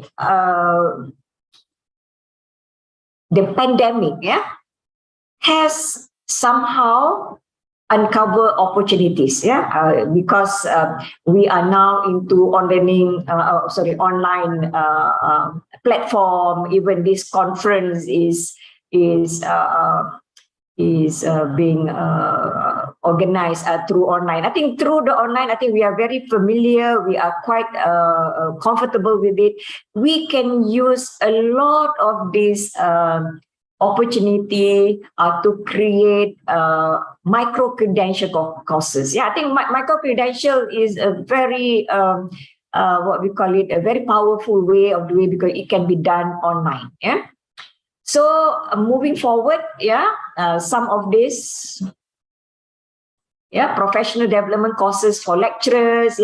We can have online micro-credential courses for students, dedicated conferences and sharing by corporation. I think like today, we are looking at the pandemic. I know last month I was invited to talk on ESG and SDG, by a conference. And then the month before that, I was talking about disruptive technology. So today I bring both of them and see how. And then we can also do training collaboration with industries and professional body. I think we should not be doing at the universities by ourselves. Research collaboration should not be done just among faculty. We should go with the industry. Research publication should not just we should not just focus on journal. Why not produce in a professional magazine as well? But of course, I think that being said, there's also an urgent need to review the curriculum. I think we need to somehow include. When I was reviewing disruptive technology, very few universities have gotten very specific technology embedded in their curriculum. And then of course, international collaboration with professional agencies and leading universities is a must. Recently, the Malaysian Institute of Accountants launches what we call this competency, or what we call skill set. So what are some of the things included there? Training on technical knowledge.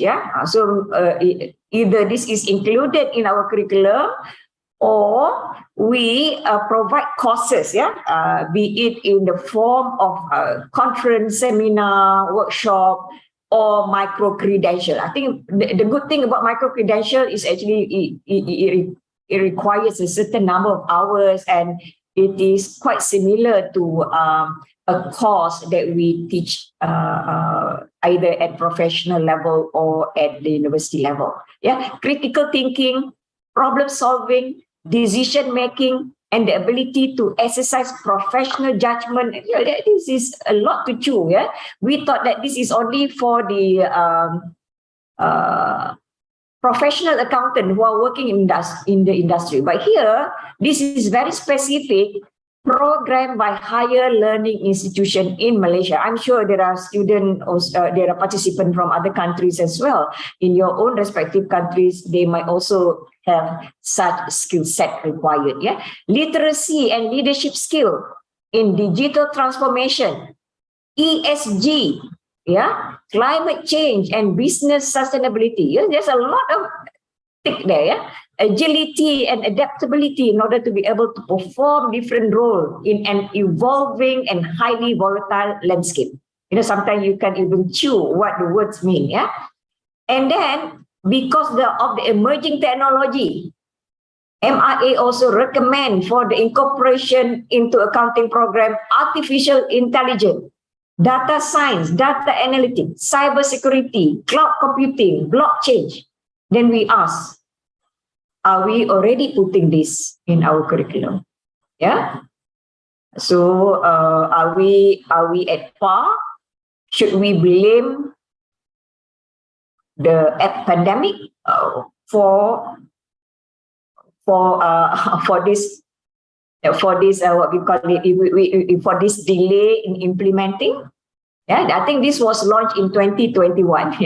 So this is interesting. This was launched in 2029. So this is an example of accounting online micro-credential courses. So you can see, these people, they have got a lot of students.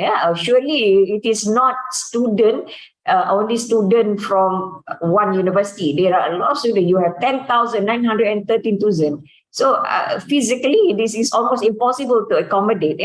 Like 7,000 students, but because this is actually through micro-credential, this can be done because these are all done online.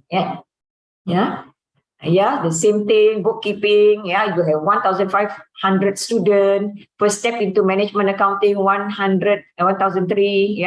So you also have great stunning website, financial statement, all these are all there through micro-credential. Again, modern classroom. So these are example of micro-credential courses which can be done because it does not require a very specific approval from the ministry, because this can be done, and especially in UiTM, we have ICEP to coordinate all these micro-credential courses. You can even talk about other things, education, computer science, again,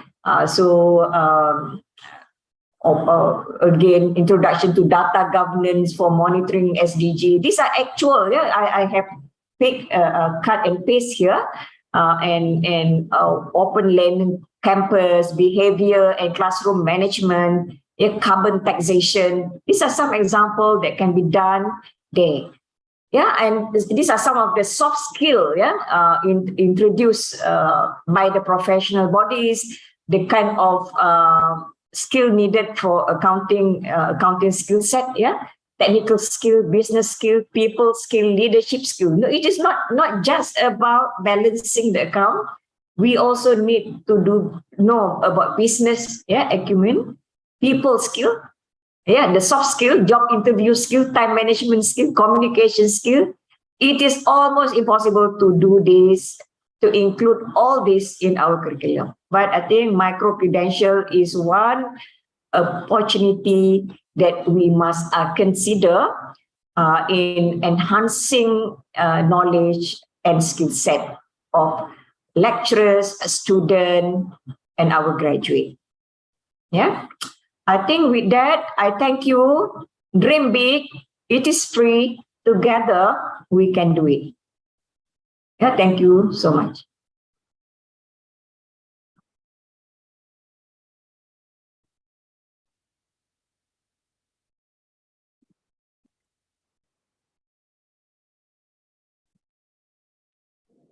Thank you very much, Professor Emeritus Dr. Norma Haji Omar, for the brilliant sharing. Next, we will move on to the Q&A session. Ladies and gentlemen, if you have any questions, please share in the chat box and we will address the question to Prof. Norma. Prof. Norma, we do have two questions actually in the chat box, so we will address the first question from Dr. Mutia. As the senior in academic scholars, what is your view on introducing ESG elements in academic teaching? Either introduce the ESG subjects as embed topic in existing syllabus or as standalone subjects. Of course, ideally, we want it to be embedded in the curriculum. But you know the process, the process of embedding in the curriculum. You cannot, if you add, I think you're only allowed certain percentage of changes. If not, you have to do, it is called something else. This is not just a review of the curriculum. So as such, I think this can be done through, as I mentioned just now, if faculties or research center can offer what we call micro-credential courses. You can do micro-credential courses and give them certificate, give the participant certificate. But of course, it is not a certificate of participation, but really competency, certificate of competency. Certificate of competency. So maybe you take few hours, not just 1 hour, so you have X number of hours in order to be competent in certain area. I think this one you can do it together with agencies such as Bursa Malaysia, like in Malaysia, this is Bursa Malaysia.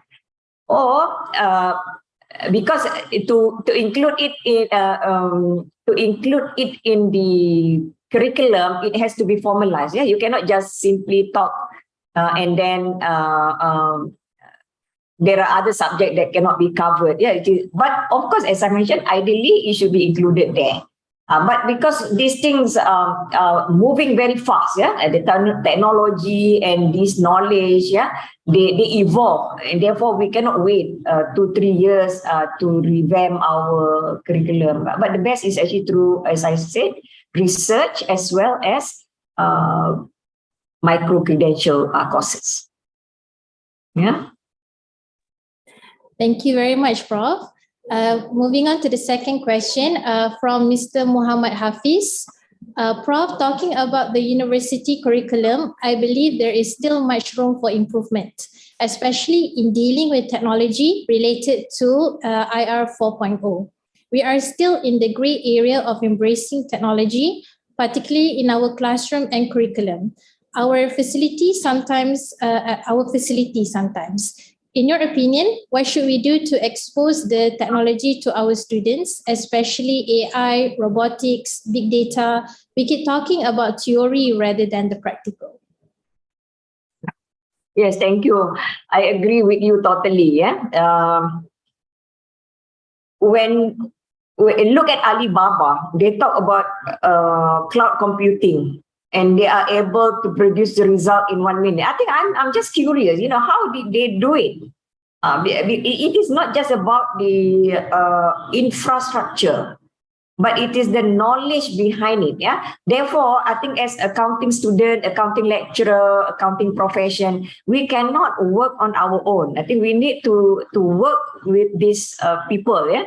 We need to work with very highly specialized people. Maybe even if we are not able to go to Alibaba in China, maybe we should be able to learn from successful online company in Malaysia, like Lazada and Shopee. In fact, they are also anak-anak to this Alibaba. So how did they do it? I think the best way is actually learning the detail. I know Faculty of Computer Science, I think they have got this data science certification, and part of the training is to go to Alibaba in China to learn about this technology. I think this is a way forward. Yeah, of course, I think it is going to be quite expensive, but we are not talking about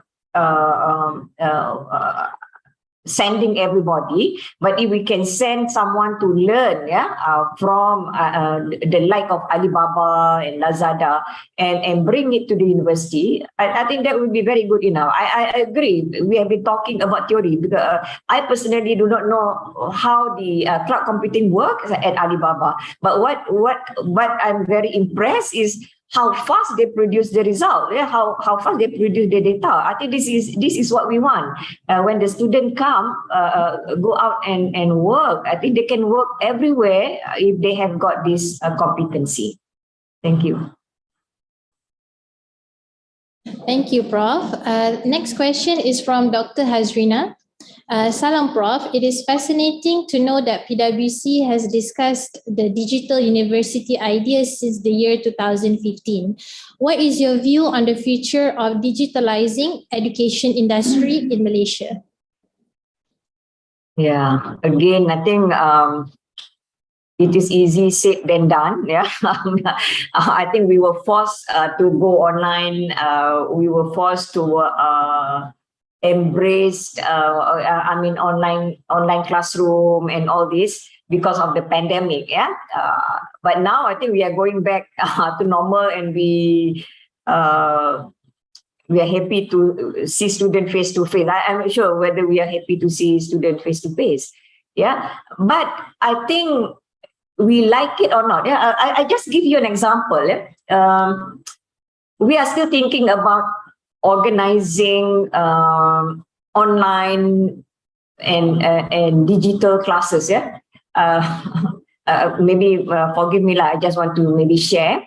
My daughter is a lawyer. My first daughter is a lawyer. She wanted to do a master in law, and she was looking because the thing is actually she was hoping to do everything online, and the good thing is actually she saw this master in a law and very specific in the area that she wants, offered by University of Edinburgh in Scotland. Yeah, and University of Edinburgh in Scotland is not small. Yeah, it is a high rated university globally, and they are offering this program fully online.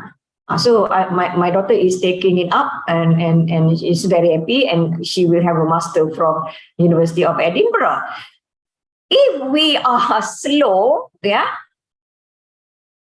students, especially international students, may want to go to the like of University of Edinburgh, who is already ready to offer such courses. Yeah, we might lose a student to a lot of this European university, who are offering this program online. Yeah, so we still have to. I think maybe the dean need to discuss with Malaysia Institute of Accounting, because we have all this Hala Tuju and all that, which we need to follow. However, they started talking about including all these items in our curriculum without detailing how that should be done. And I think we should discuss with MIA. I think just listing down what item needed to be included is not enough, because we do not just want to know IoT or cloud computing. We want to know more. How should we do this? What are the technical aspects of it? How should we practice it so that we really will be benefiting from such technology? Yeah. So my answer to you, we may thank you so much procrastinate, and we might lose our student to the like of University of Edinburgh. Yeah. I think even National University of Singapore are offering a lot of this digital technology, financial technology online. Yeah. Okay, thank you. Okay, thank you so much, Prof. All right, we have one last question from Dr. Nur Shuhada. Prof, what is your opinion on this? Traditionally, accounting is responsible for collecting, measuring, and reporting financial data. But now, how does the accountant's role change in ESG non-financial? Can an accountant qualify to be a sustainability manager? Well, I think if you want to be a sustainable accountant, you need to embrace all this. Yeah, you can no longer sit in a corner and do this collecting, measuring, and reporting, because as I showed you just now, the competency framework is not just technical. It also includes business. It also includes soft skill. Yeah, we have no choice, because that is what it will be. Yeah, so I'm sure in Alibaba, the one who was preparing all the performance measurement minute by minute, they are not all accountants. Yeah, maybe a few accountants and others are data scientists, and they're doing it. So what we do not want is actually, if we are not embracing this thing like ESG, we might lose our credibility in the end, because although I don't agree this is non-financial, because when we talk about ESG, stakeholder and investor, they are interested to know the return on their investment, not just money, but also the impact on society and the economy. Yeah. Thank you. Okay, thank you very much, Prof, for your brilliant sharing. Okay, before we end the session, we would like to ask everyone to open their cameras for the photography session with our keynote speaker, Professor Emeritus Dr. Norma.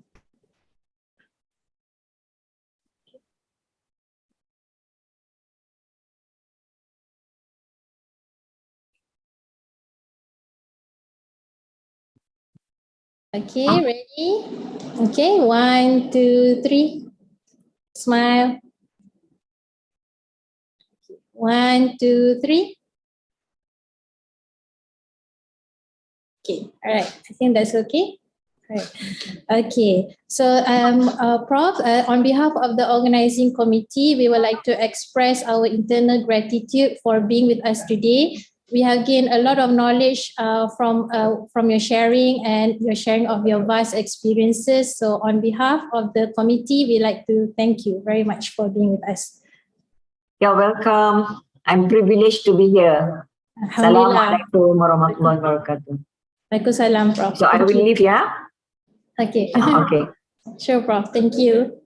All right. So with that, on behalf of the organizing committee, we hope that today's session was fruitful and may you enjoy the rest of the conference. And we also like to take this opportunity to apologize for any shortfalls throughout this event. Please fill in the attendance and feedback forms in the links provided at the chat box in order for you to receive the certificate of attendance. Dear presenters, this evening, parallel session 1 and 2 for rooms Redang, Tioman, Sipadan, and Mabul will take place. The first session will be at 2 up to 3:45 p.m. and the second session will be at 4 up to 5:30 p.m. Please refer to the ICAM2022 conference book and parallel session schedule for the presenters to check your time slots. As for tomorrow, Thursday, 22nd September, there will be parallel session 3, 4, and 5, and that will take place from 9 a.m. to 3:30 p.m. Lastly, tomorrow, the closing ceremony will take place at 4:30 p.m. via Zoom and YouTube Live with the closing speech by the Dean of Faculty of Accountancy, UiTM Malaysia, Professor Dr. Haslinda Yusof, and announcements of best papers and best presenters. You definitely will not want to miss that. Have a great conference, everyone. And with that, we will end today's session. Assalamualaikum warahmatullahi wabarakatuh.